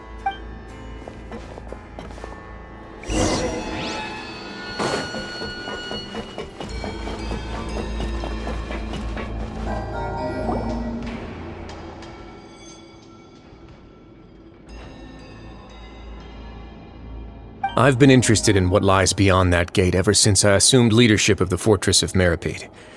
Of course, it would be unwise to recklessly open it, but it'd also be risky and negligent to simply ignore any potential danger that could be behind it. The readings on that dashboard have not budged since the day when I first laid eyes on this place. But over the past year, the needle has crept upwards from its original position, likely because some parameter it's been tracking has changed, if only infinitesimally. Normally, I would have ignored it, but I happened to have some free time when I noticed it, so I investigated. Any guesses what the reading could be tracking? Very reasonable guesses. I've considered both of those as well. Unfortunately, our dashboard is tracking something less ordinary. The temperature should vary with weather and climate changes, so for something that rarely shifts, the water pressure is more likely. We ran a few tests to increase the pressure from the outside, but the readings didn't change at all. Later on, a few more possibilities occurred to me, such as a potential connection with the primordial sea. I began to make a few preparations based on that hypothesis. Over the past few days, the needle has moved again. With that, and the symptoms that Fremine displayed after leaving the fortress, I can now confidently conclude that the readings represent the concentration of primordial seawater in the seawater nearby. The concentration of primordial seawater? But we're already under the sea! And that is precisely the problem. We're at the bottom of the sea, and now we're surrounded by toxic seawater. Somehow, primordial seawater got mixed in, and the concentration is steadily rising. Yes, that's very likely. But forget about the two of us! Not even Novelette knows where the primordial sea could be, much less where we could find and plug a leak. Oh. Seems like you've figured it out. I believe the primordial sea lies directly beneath this sluice gate. For some reason, the primordial seawater levels have risen significantly, and it's now very close to us. The indicators are now red. Although the gate still stands, some primordial seawater has already leaked out and mixed into the sea around us. If this continues, soon it will no longer be able to hold back the primordial sea at all. Yeah, you know what the legends say. If this place falls, then everyone in Fontaine will be turned into puddles in the span of a night. But that's just too weird! Why would the Fortress of Meripede be built right above a sluice gate for the primordial sea? Who built this place anyway?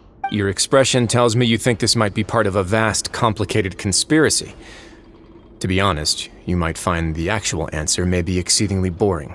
It's just that the secret of the Forbidden Zone had been long forgotten by the nation before I rediscovered it with my research. There's no single founder of the Fortress of Meripede in any traditional sense.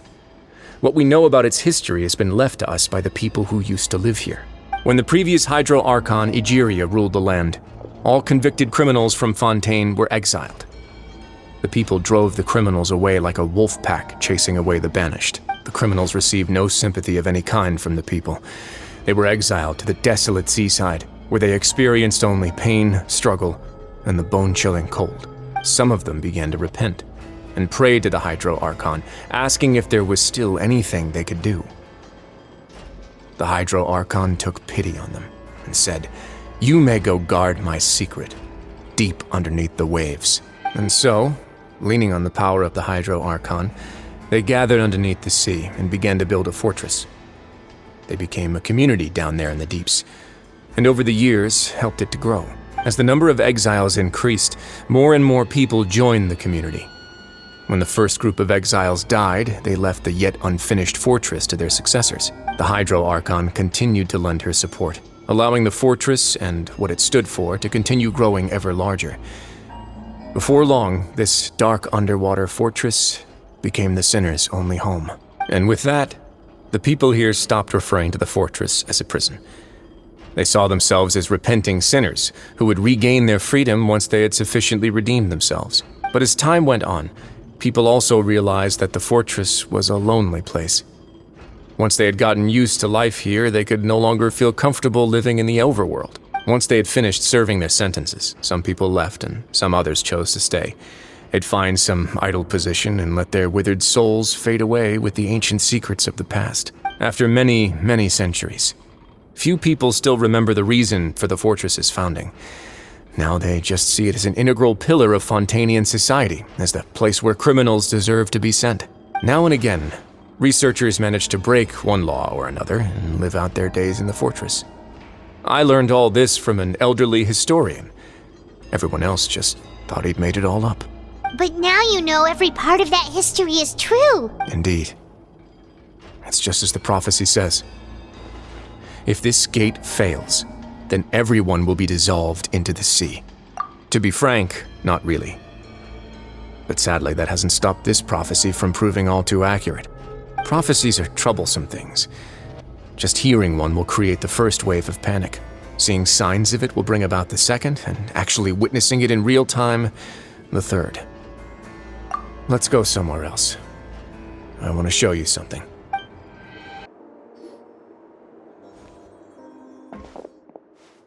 Your Grace, perfect timing. The results from our last round of experiments have... Wait, Jurier, he's not alone! Huh? Lorvine and No need to panic, you two. I've already told them about our plan. What? After you warned us not to tell a single soul about any of this? I'm skeptical as well. Are you sure they are trustworthy? The results speak for themselves, don't they? These two may already know more than you could ever imagine. All right then, if Your Grace insists. They seem harmless enough, so I'll trust them for now. Well, how about some reintroductions? This is Jurier, one of the highest-ranked researchers from the FONTAINE Research Institute. He used to work under Edwin. I trust that you've heard of Edwin? Good. Saves me a bit of time explaining. Edwin's main areas of research were archaeum and gravimeters. As his assistant, Jurier is quite familiar with them as well. I hired him to be my technical consultant. You want to blow up the fortress of Meripede? What a lovely idea. I'm already imagining it in my head. Gotta admit, I'm tempted as well. Guys, focus! Focus! That taskmaster over there is Miss Lorvine, and is also one of my technical consultants. While Jurier used to be Edwin's assistant, she used to be Jurier's assistant. Ooh, are they together? See, everyone keeps asking this question. Are you too sure you're not a couple and just using your work as a convenient cover? Your Grace, I am not in a relationship with this man. If I dated her, I'd officially be madder than Edwin. Jeez, forget I said anything then. Follow me. Whoa, there's another door that goes right up. Your constant amazement makes it seem like the fortress can do anything. But Paimon really thinks everything's super cool. Well, let's spice it up a bit. And here you go. What a huge ship? This is also a production zone that Paimon's never seen before. What's going on? How much do you know about Fontainian history? Not much at all. Well, then maybe you haven't heard the story of ancient Lemuria. To give you a quick rundown, Fontaine used to be ruled by the Lemurian dynasty.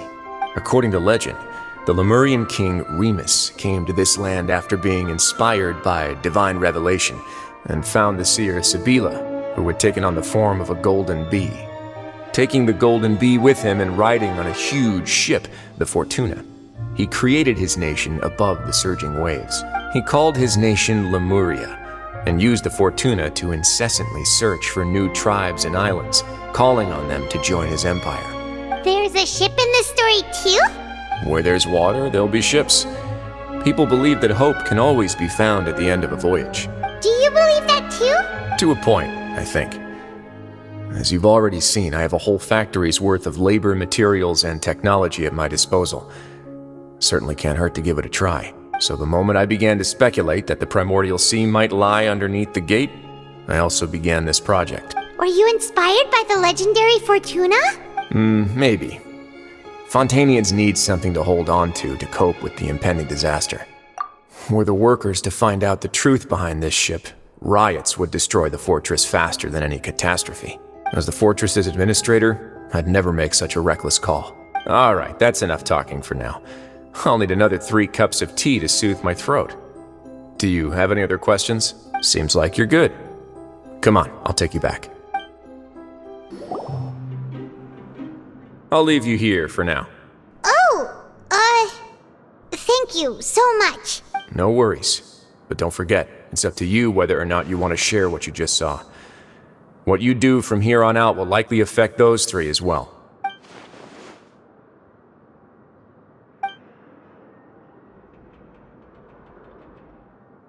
Yeah, we'll put a lot of thought into— Look forward to what happens next.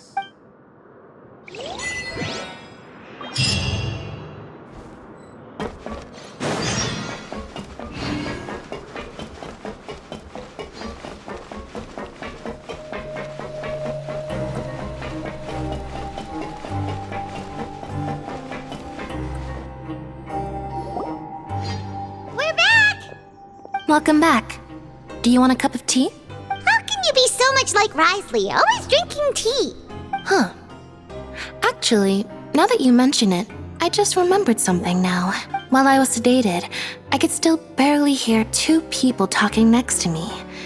They were discussing everything, from the leaves to the water and even the teacups themselves. Must have been Risley and Sejuin. Yeah, I heard 1 male voice and 1 female, so it should have been the 2 of them. They really were just talking about brewing tea. I really can't make sense of this place. So, Traveler, Paimon, were you able to learn anything from Risley? Yeah, he explained everything. Very well. Then, would you mind checking your answers against my speculations? Yeah, I took the time to rest, so I'm feeling a lot more relaxed now. Nobody else is around, and Miss Sejuin is also busy with something or other. So let's just talk here. All right, then I'll posit my theories. I asked myself 3 questions. Firstly, why was Fremine affected by the primordial seawater? It was because he dove into the sea. My theory is, the long-lost primordial sea is probably very close to the fortress of Meripede. Ooh, he's good. He got that right on the first try. That's our Lenny. Secondly, Risley's attitude changed dramatically during the course of our stay here. He ignored us completely at first, then suddenly roadblocked us. Why? I spent quite a long time thinking about this. If he has been monitoring the Fatui since the very beginning, he probably ignored us at first because he was hoping we could find Master Child for him. What's more, the Fortress of Meripede is not part of Fontaine's court system, nor does it report to Udex Nervulet. Risley is basically the king of a no-man's land. As long as the fortress doesn't do anything about Master Child's disappearance, Father can use it to pressure the Fontaine authorities. And while the 2 factions are pitted against each other, Risley will be free to move between the parties of interest. If I had to guess, he probably has something that he's working on himself.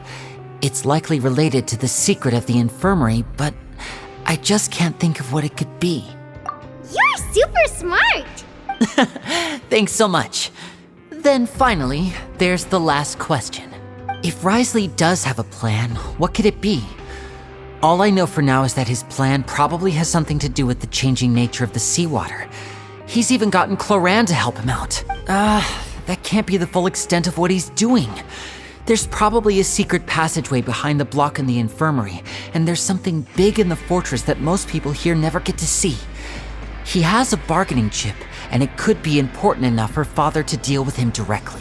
I don't have enough information, so I have no idea what his chip might be. But let me guess. You have the last piece of the puzzle.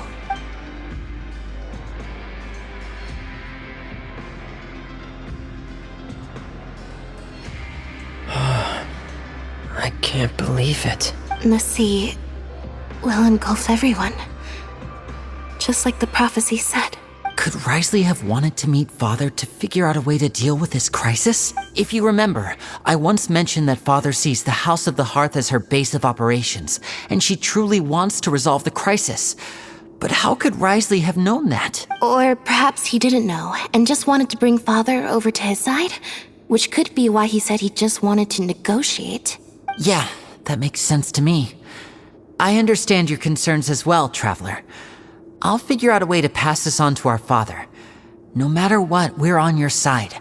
The two of you have already aided us far too much. We probably wouldn't be standing here right now if not for you.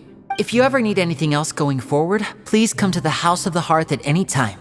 Though you may not share the sentiment, after all that we've gone through together, the three of us basically see you as family now.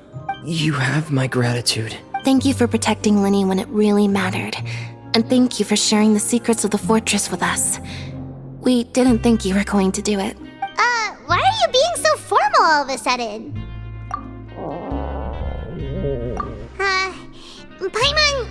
Paimon's hungry. Oh, you've done so much already. Go get some food. Alright, then we'll catch you guys another time.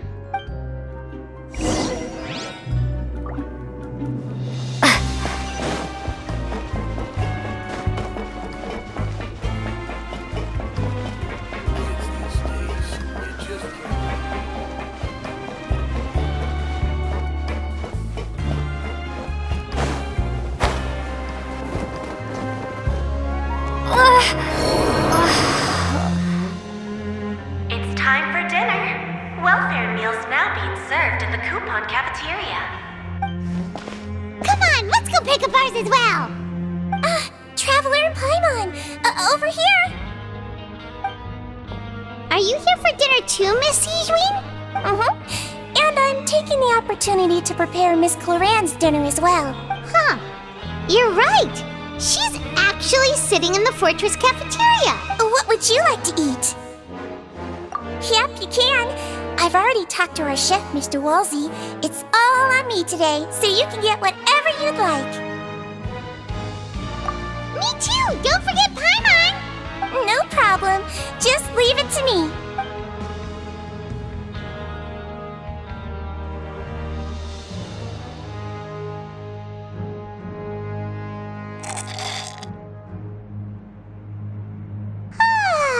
So delicious. Paimon's so happy. Paimon wants to feast like this every day. Feeling full yet? How's the food? Delicious. I'm so glad to see you all so happy. Oh, see, the expression on your face just now? The muscle here just moved, which suggests that you're feeling quite relaxed at the moment. Sijween, do you do this to help your patients or to better understand human beings? A bit of both, I suppose. I'm a Melusine, which means I'm very different from human beings. I must know what you're thinking if I want to take good care of you. You're really good at taking care of people. Even though you're so short, you still talk and act like an older sister. Really? You're reminded of an older sister? That's great to hear. Oh, and what did you mean back in Risley's office? When you said that you were protecting Linny and his siblings as well. Oh, that. I just asked His Grace to look out for those children, especially that diver boy. I was getting a bit worried after hearing that something was wrong with the water. Thankfully, Clorand is very strong and managed to save him in the nick of time. His Grace also sealed the pipes after Clorand left, to make sure that Linny wouldn't impulsively chase after his brother. Although the path was blocked, we still stationed some guards there to stop anyone from approaching. They were instructed to only open the door once Miss Clorand had returned. Oh, and I was keeping an eye on Mr. Linny as well. We We had to press him, but we couldn't allow him to be in any real danger. You were all super considerate and really thought everything through. It's just what we do down here at the fortress. At least this has been His Grace's style for as long as he's been the leader. Oh, I really wish Monsieur, and I feel like he'd like it here, with all the darkness and chaos. Get a good night's rest, you two. You both worked very hard.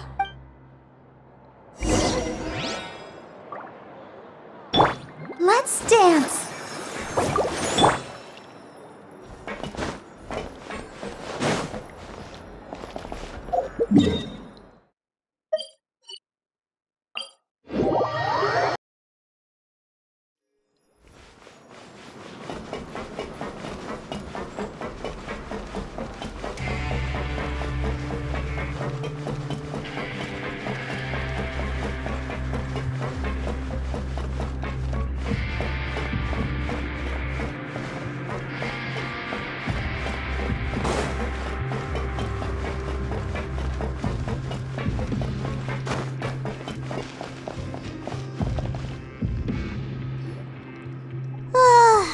Much has happened.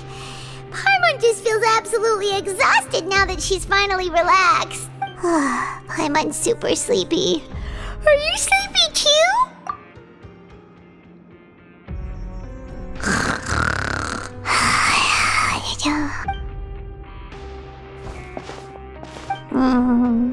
Delicious.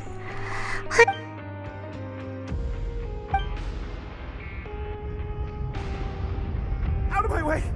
Get out of my way! What happened? Why is everyone running? No idea, but something must have happened. Stop asking! Who's yelling? Paimon still wants to sleep.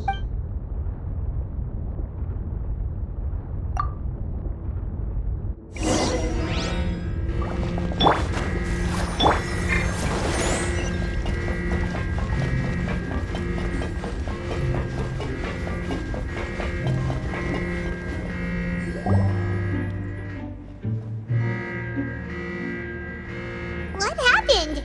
Why is everyone running around? Hey, what are you doing? There's no time to explain, mate. Goodbye. Hey, wait! What's wrong with these people? They won't even talk to us. They're here! Yeah, there you are! Oh, thank goodness! Quisto and Lavaroon, do you know what happened here? We came here especially to inform you. Something seems to have gone terribly wrong just now. His Grace is telling everyone to evacuate and get out of here. Lavaroon, you might slip through the cracks. Haven't you heard all the stories like that? An evacuation is successfully completed, yet you only find out once you do a head count that 1 or 2 people are missing. Wait, weren't you the one who brought that up? Why is it suddenly my idea? Hey, shut up! Okay, whatever. The point is, you should come with us. Yeah, he said to get as far away as possible, upwards and outwards.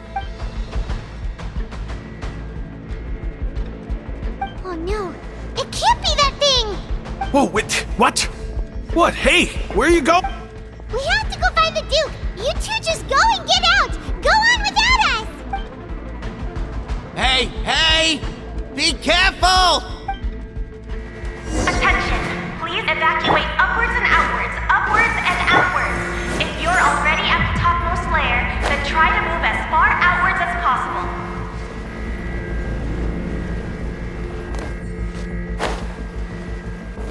Attention!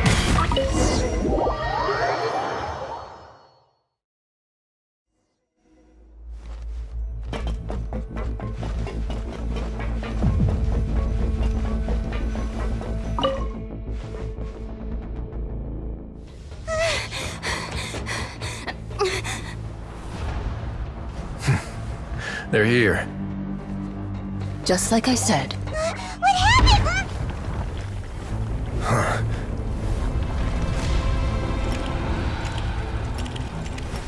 You're just in time. But be ready to run.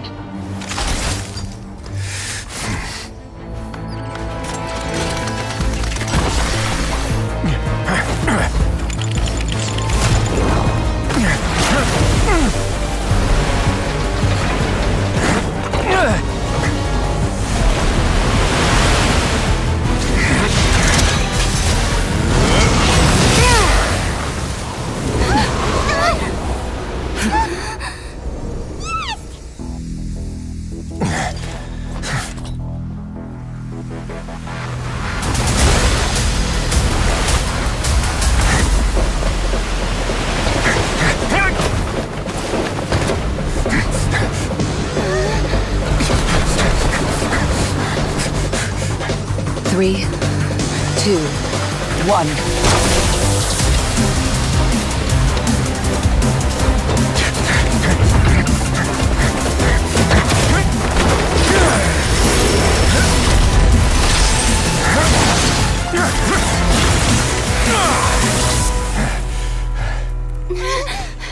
This won't hold it for long. Find Neuvillette. Tell him the defenses are about to collapse. Then what will happen to you? Until he arrives, we're the last line of defense.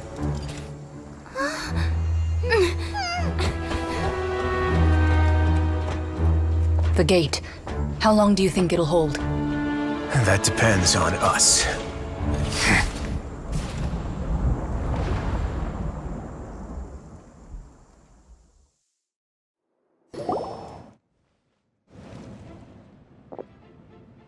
Traveler, I need you to head to the Opera House immediately. Farina will soon be meeting with the knave there. You must protect Farina, and make sure she doesn't spend too much time alone with her. Will do. You have my sincerest gratitude.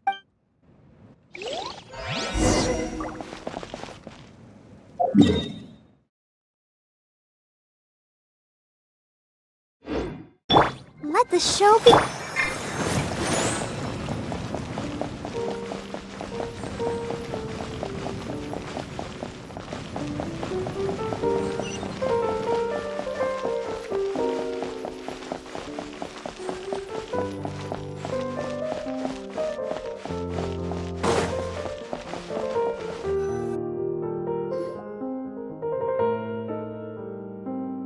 Look! There are a ton of Fatilian Palais Mermonia people over there! The knave is probably here already. We need to hurry! Are you two the traveler in Paimon? Monsieur Neuvillette has left instructions. Please follow me. Though I'm sure he's already explained, this should be a mostly cordial conversation, unlikely to give rise to violence. But it would be most appreciated if you could protect Lady Farina to the best of your abilities.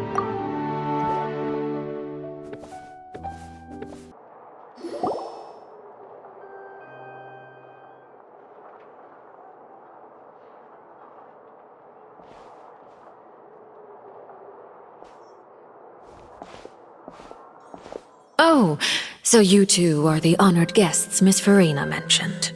Of course, of course! How could they not attend a meeting such as this? I must always have 2 or more guests at my dessert table. Otherwise, the occasion would be too lonely and unbecoming of my station. It is my pleasure to make your acquaintance, traveler. I have heard much of your accomplishment. Ave, one of the 11 Fatui Harbingers.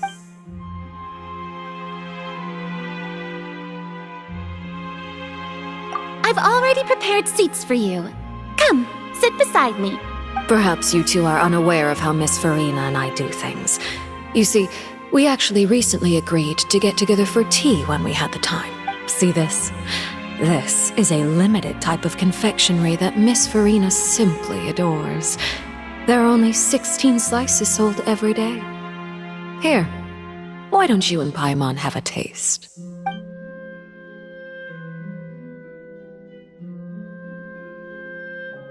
Traveler, what do you think of this cake? That's good to hear. So what Child said was on the mark after all. You do share a taste in desserts with Farina and I. I wonder how he's doing nowadays. You must have heard, right? He's suddenly gone missing. I'm really worried about his safety, you know. Here's to hoping that he's an excellent swimmer. Since we're talking about him, I feel like I should add something. His martial prowess really looked certainly pretty impressive, yeah.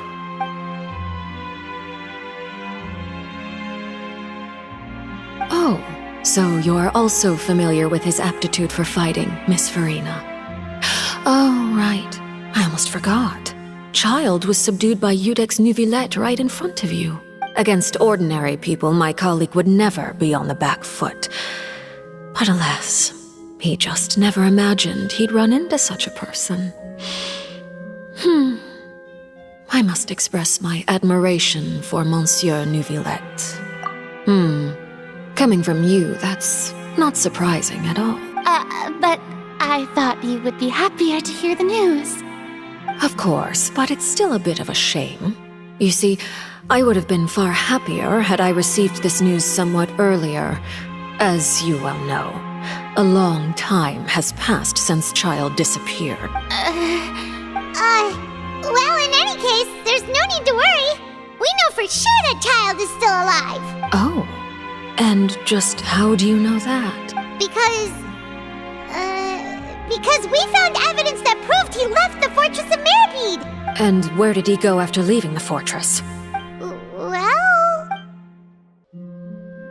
The fortress... Unless he pranced right out of the main gate, he must have had to swim for it. Do you have any proof that he surfaced safely? Ah, that is good news at least. His sister Tonya sent a letter to Fontaine not too long ago. Since he was unfortunately unavailable, I picked it up on his behalf. Do you have any idea how he usually writes back to his family? Dear Tonya, your letter made me feel like we were still enjoying our time in Snezhnaya together. I'm currently admiring the scenery on the streets in front of the opera house. Is it something like that?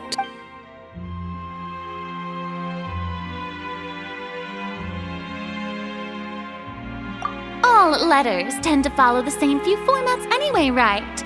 As long as the contents are accurate, it doesn't matter so much how it's written or how it's worded.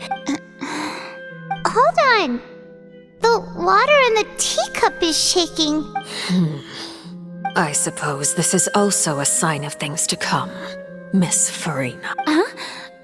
I don't quite understand what you're trying to say. Have we entered into the next stage of the prophecy?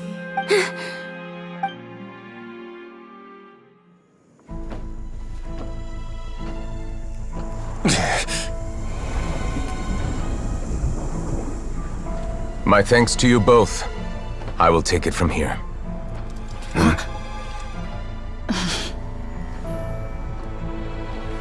Sure you don't need a hand?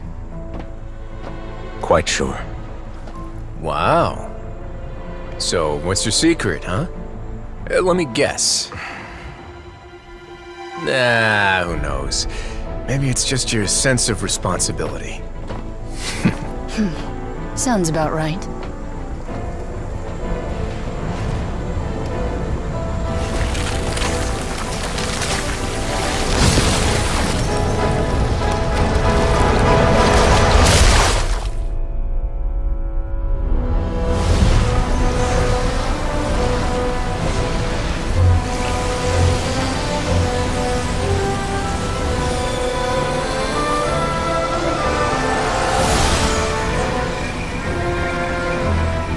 Day may come when the prophecy is fulfilled and the waters burst forth. But it is not this day! This ancient power could easily obliterate an entire race. A tsunami of fury would unleash endless catastrophe.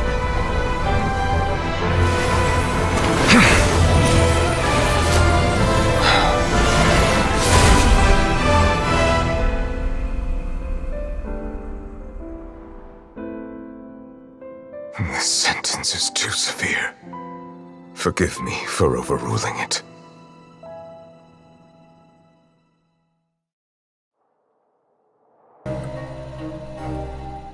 All right.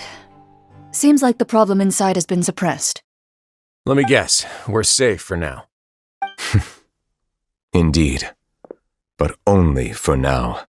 I win this bet. You owe me a present. Very well. It was indeed just as you said. You made a bet? We made a bet on the size of your entourage. Cloran thought you wouldn't come down by yourself. I figured you would have at least brought a few people along for appearance's sake. It appears I underestimated just how confidential the mission was. Shouldn't you have gotten used to confidential missions by now? That's just how the courts operate. So what gift must the loser give? Tea? He already has tons of tea in his office. I'm thinking about a set of legal codices. That wouldn't happen to be a dig at my lack of legal awareness, would it? Well, I'm sure His Grace doesn't consider the fortress to be outside the law. I was under the impression the residents of a place like this would be uninterested in the legal codices. That was obviously a joke. Anyway, you've still got some unfinished business to attend to in the overworld, correct? No need to stay here if you have a pressing matter. We all know you can't leave Palais Mermonia for long. Thank you. I hope everything went smoothly with the Fatui Harbinger.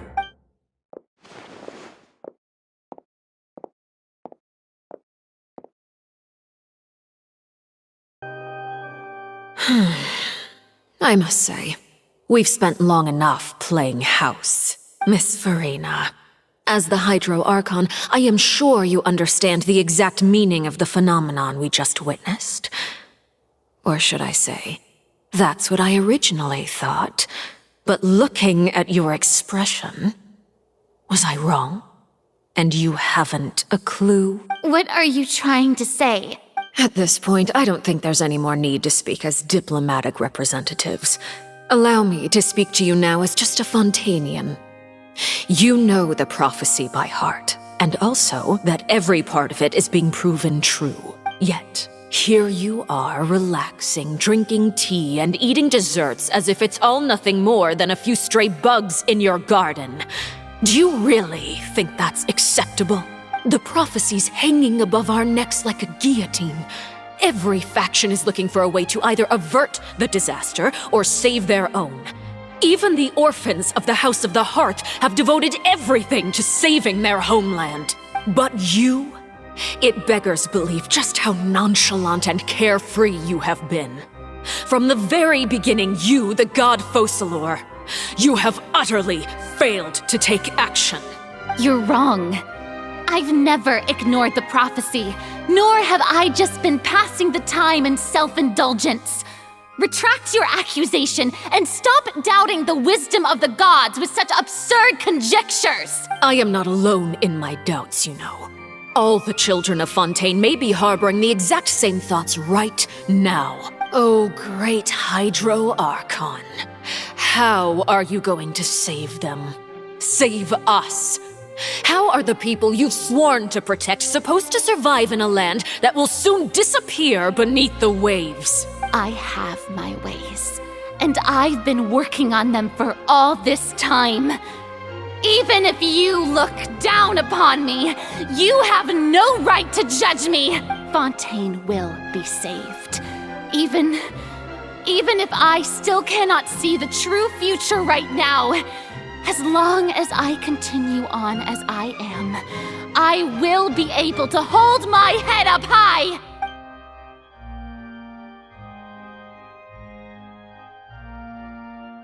Then I ask you, Miss Farina, just what have you been working on? Where can we see it, and what is it doing to help?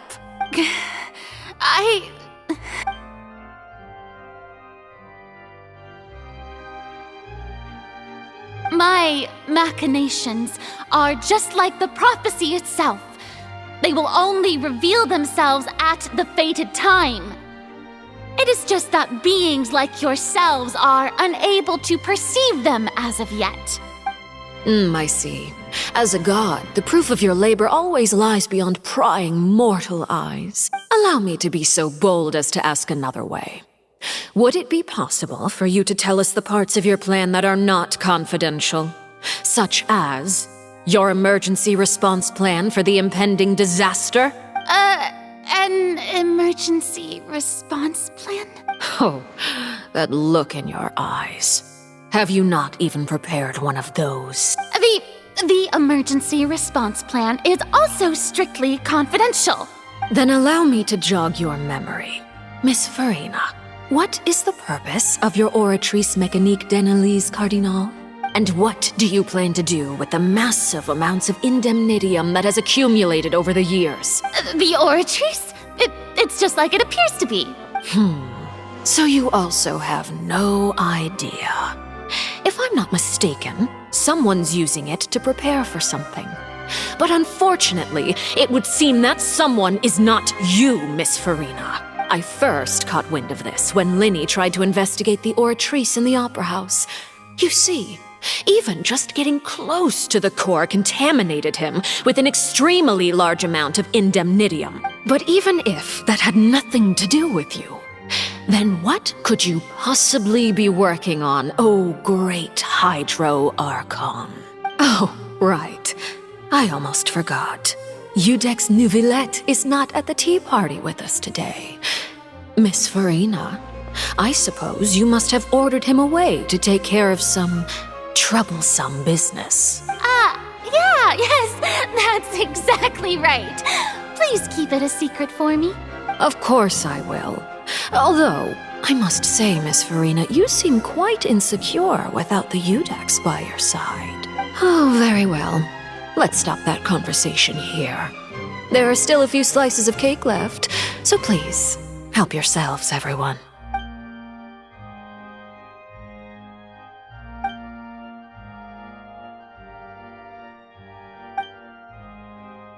Traveler, I heard that you were recently commissioned to handle a few matters on behalf of the Eudex. Why don't you take an extra slice of cake? Those who work hard deserve gratitude and praise. You too, Paimon. Thank you. Paimon will take you up on that offer.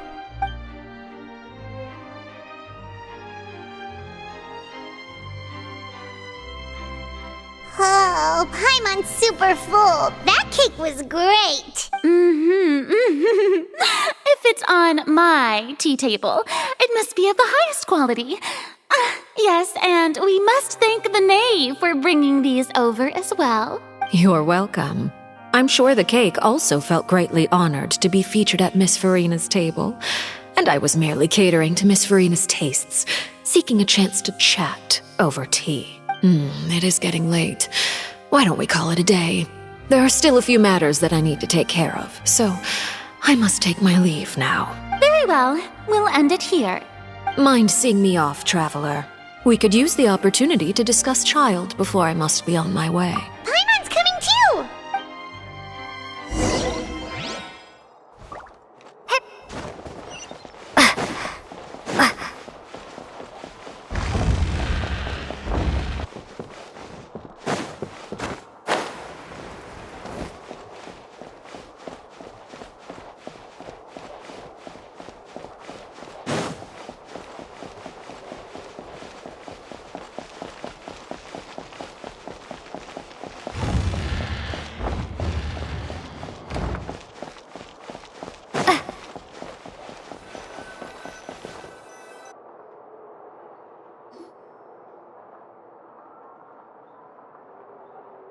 I'm glad that you were willing to come with me. Of course, Child was just an excuse. I have no interest in your dealings with him. That's what Paimon thought. You lent your aid to the children of the House of the Hearth. As their father, I would like to express my gratitude. That was all. Formal topics should be discussed in formal settings, and informal topics in informal settings. I know you just returned from the fortress of Meripede. Relax. I have no intention of trying to get anything out of you. Linny, Lynette, and Fremine are still there, and I trust their judgment and abilities. They've all been working very hard and have always done all they can to fight back against anyone who tried to stop them, especially Linny. You mean Wriothesley. He's a tricky one to deal with. It's unfortunate that Linny's so eager to prove himself that he can't learn to rely on others, including me.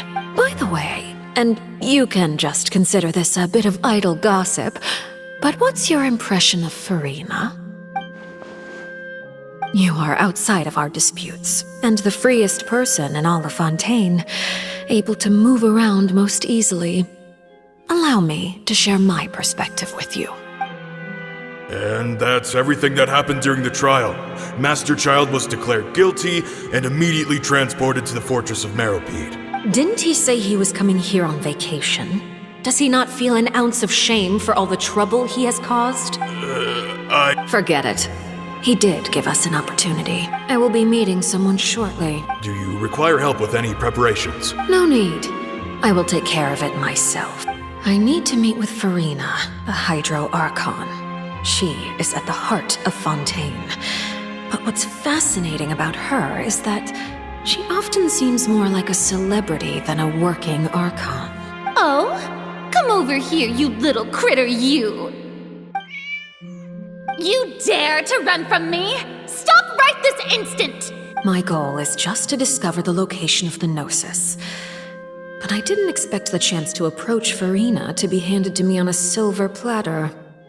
This is so easy, it's actually making me a bit suspicious. Anything left unguarded is usually just bait.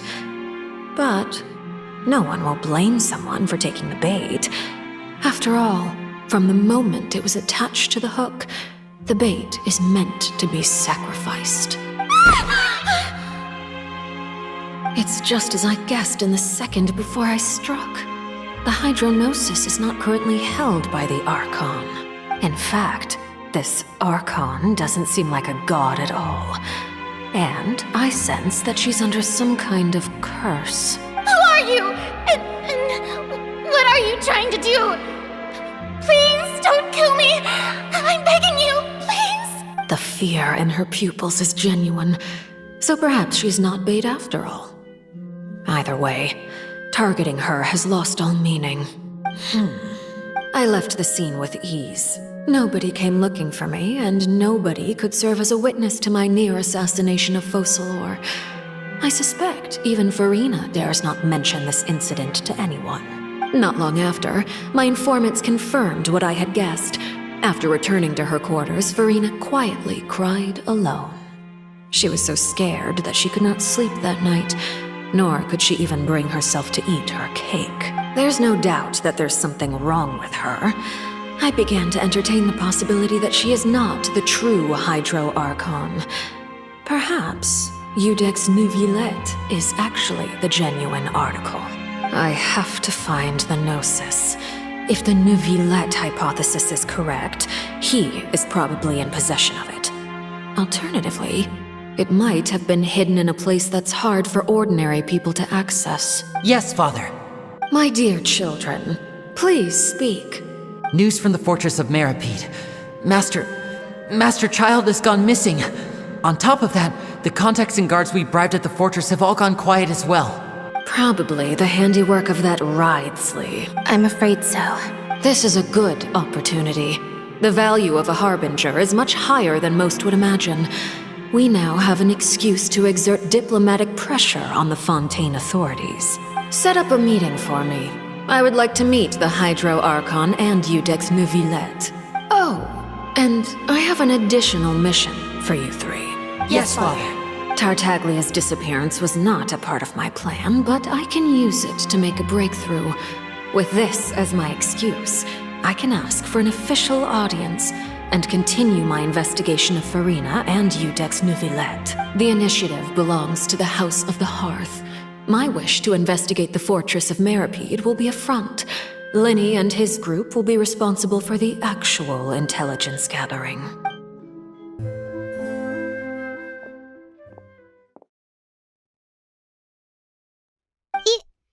You attacked the Hydro Archon? It wouldn't mean anything, even if you shouted it from the rooftops. After all, even Farina herself is still pretending that nothing of that sort ever happened. Alright then. I've now had 2 chances to enjoy tea with Farina. I have to say, the leadership of Fontaine is even more inscrutable than I had imagined.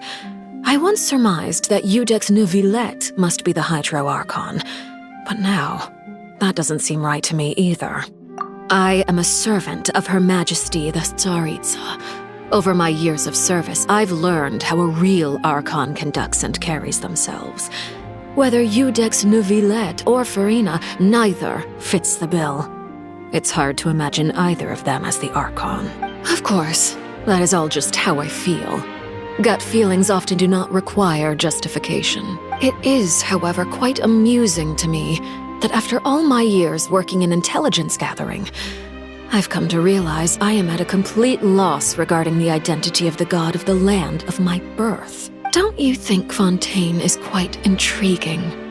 A catastrophe looms, yet many secrets have yet to rise to the surface. It looks like Fontainians will have no choice but to save themselves. Ultimately, though, one must survive in order to do anything else. Should the need arise, I would be happy to cooperate with you. You don't need to commit to anything right now, of course. I have a feeling that the situation will continue to evolve, and as your name is often connected with noble deeds, I'm sure we will work together someday. He certainly returned quickly. You must want to catch up with each other, so I'll leave you to him. Neverlet, is it over? For now, yes. But this issue will prove quite thorny in the long term. I'm concerned that sooner or later the prophesized events will occur. Thank you for protecting Farina. To put it simply, I used my power to force back the primordial sea and reseal the sluice gate.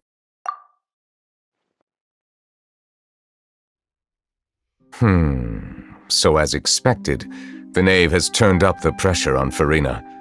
She's trying to feel her out, though I'm still unsure as to her motives. Permission granted. Whoa. It can't be that you're the real Hydro Archon, right? But that's just a speculation on our part, though. You can't tell us? Then that's okay. We can talk about something else. We won't try to force you. You guys in Fontaine are super strange. If by the phrase, you guys, you are referring to Farina and I, then although I'm not sure just what you are trying to imply, I must clarify that I do not share her positions on a multitude of topics. I believe so. The fortress has a long and complex history. It has seen much grief and suffering. And now, another catastrophe will soon be upon us. I mourn this turn of events. Huh? Why is it raining all of a sudden?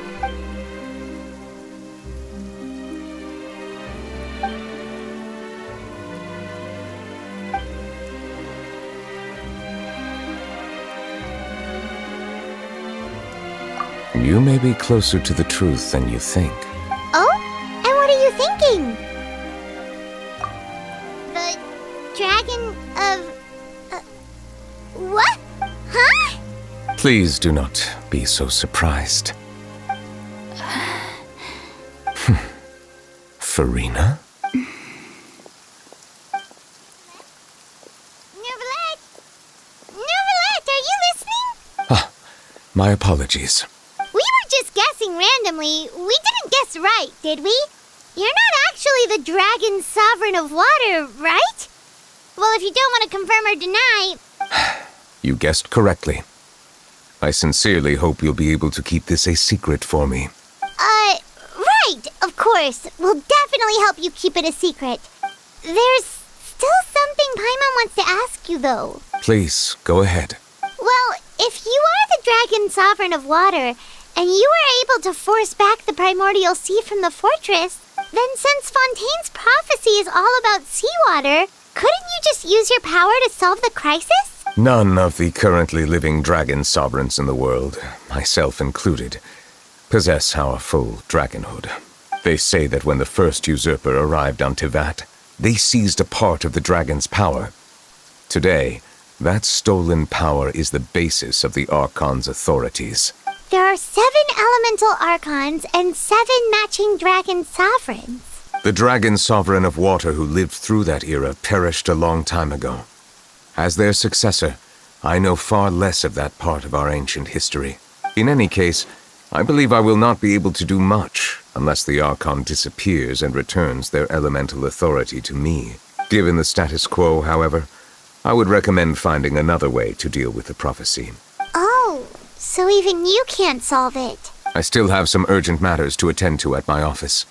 If you have any more questions regarding ancient history, you are welcome to discuss them with me at a later time. Please go right ahead. There's a place that Paimon wants to go too. Traveler, why don't we pay another visit to the Fortress of Meripede?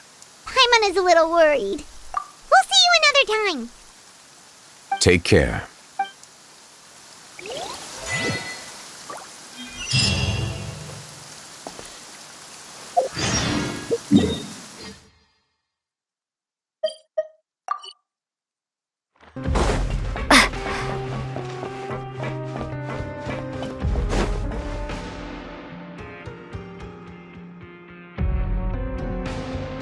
Now guess, what suit will this next card be? A bare-teeth cat? Well, well, look who it is. Traveler, Paimon. Hello, everyone. Looks like you're recovering nicely from it, eh? Mm-hmm. Thanks to everyone's support. Oh, right. I managed to work up the courage to thank Miss Clarant in person. Whoa, how did she react? She told me that it was nothing. It was as if saving a life wasn't a big deal to her at all. She also told me not to worry about it. She didn't want to stress you out, that's all. She's right, and it's best not to dwell on it. Yeah. Okay, but check this out. We went back to the opera house and we met the knave. You met Father? Did she say anything to you? She said a few things that were, a bit hard to understand. And also that she's looking forward to working with us in the future. Her attitude towards you is even better than what we'd imagined. That's fantastic. You should believe her. She has her own way of doing things, and she'll do everything in her power to help those she considers close, which now might also include you. Mm-hmm. Father is very capable, and also trustworthy. Oh, Paimon just remembered that she thought Lenny was a bit too proud as well. She said that you should learn how to rely on others sometimes. Got it. Huh. That does sound like something that Father would say. Hey! Are you going to stay here for the next few days? Looks like it, yeah. Excellent. I will host a tea party. For real? Then Paimon wants another serving of cake. Another implies that you were already served some delicious cake while you were up there. How lovely. Well, next time, you're going to have tea and snacks with us.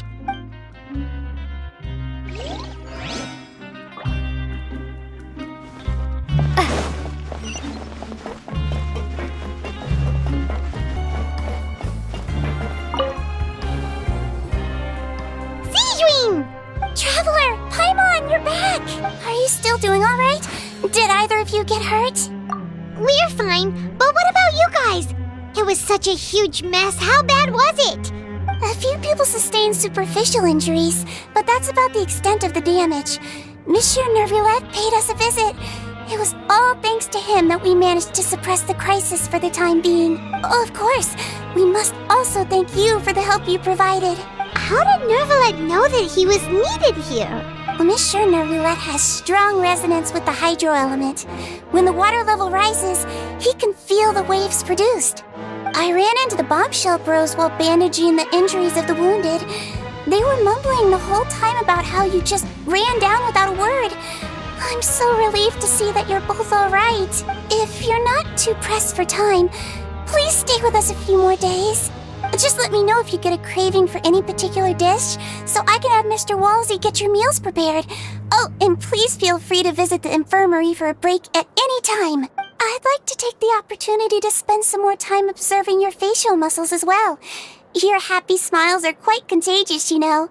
They're so memorable, and I've missed them immensely while you were gone.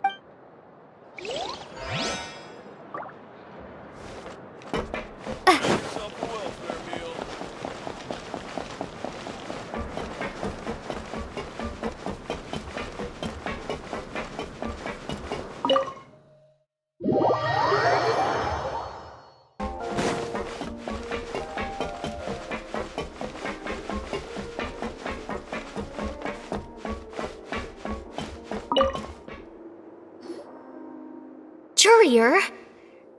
Miss Sijween told me you still haven't eaten. Yeah, I was working on something, so I forgot. That's no excuse for... Huh? It's you two. Yur, Lurvine, we're back! Hello there. It's been quite the mess here recently. How have you been? And you? Are you still taking the secret passageway from the infirmary to work on the ship? Yep. That is still top secret, though. So don't say a word to anyone. It can be a bit annoying when there are lots of people in the infirmary, but I still prefer taking that route over the one from the Duke's office. I mean, the infirmary does make it easier for you to slack off. Oh yeah? Then why are you also here so much? You two really are just using your jobs as a cover for your relationship, aren't you? Not at all!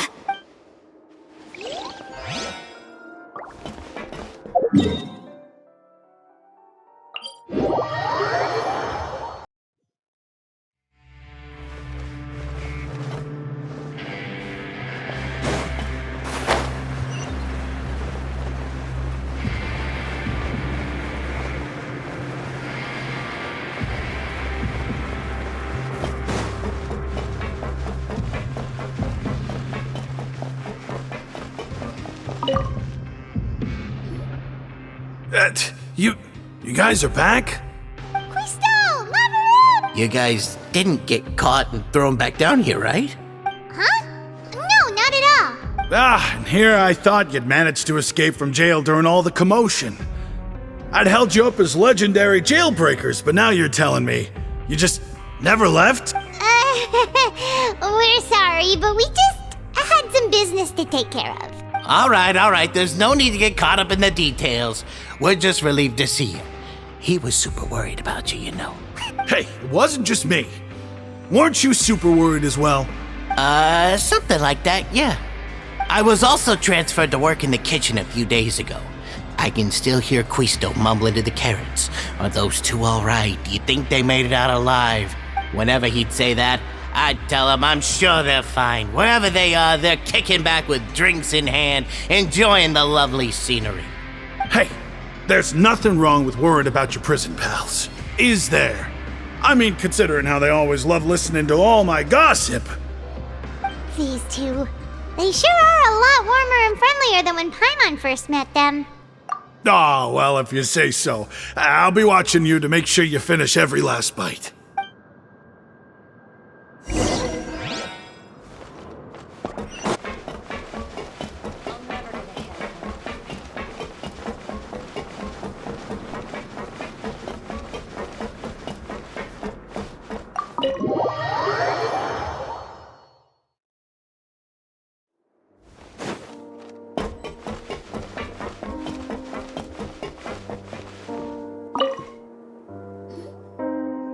Do my eyes deceive me, or did I just see two inmates come back after making it to the surface?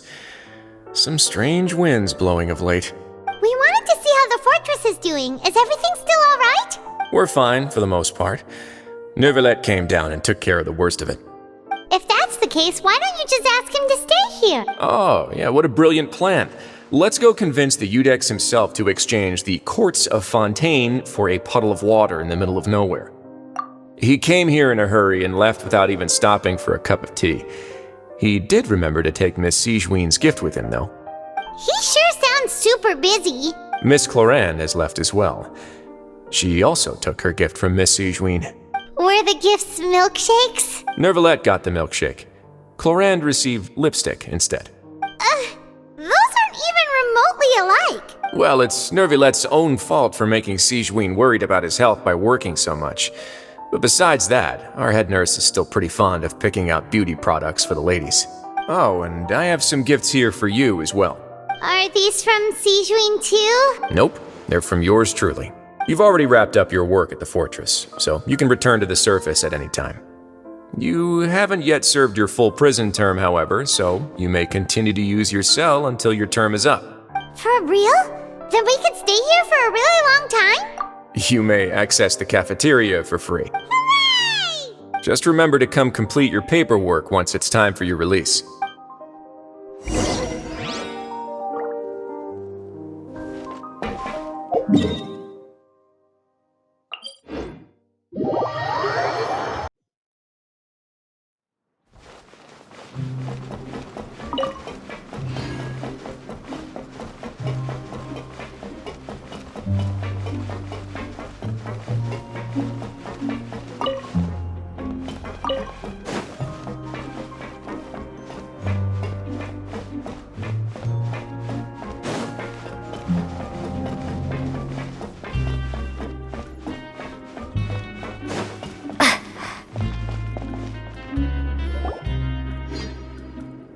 We're back in our cell again. Feel the same.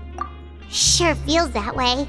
But the truth is, we never did anything bad to begin with, so I'm not sure why we put so much pressure on ourselves.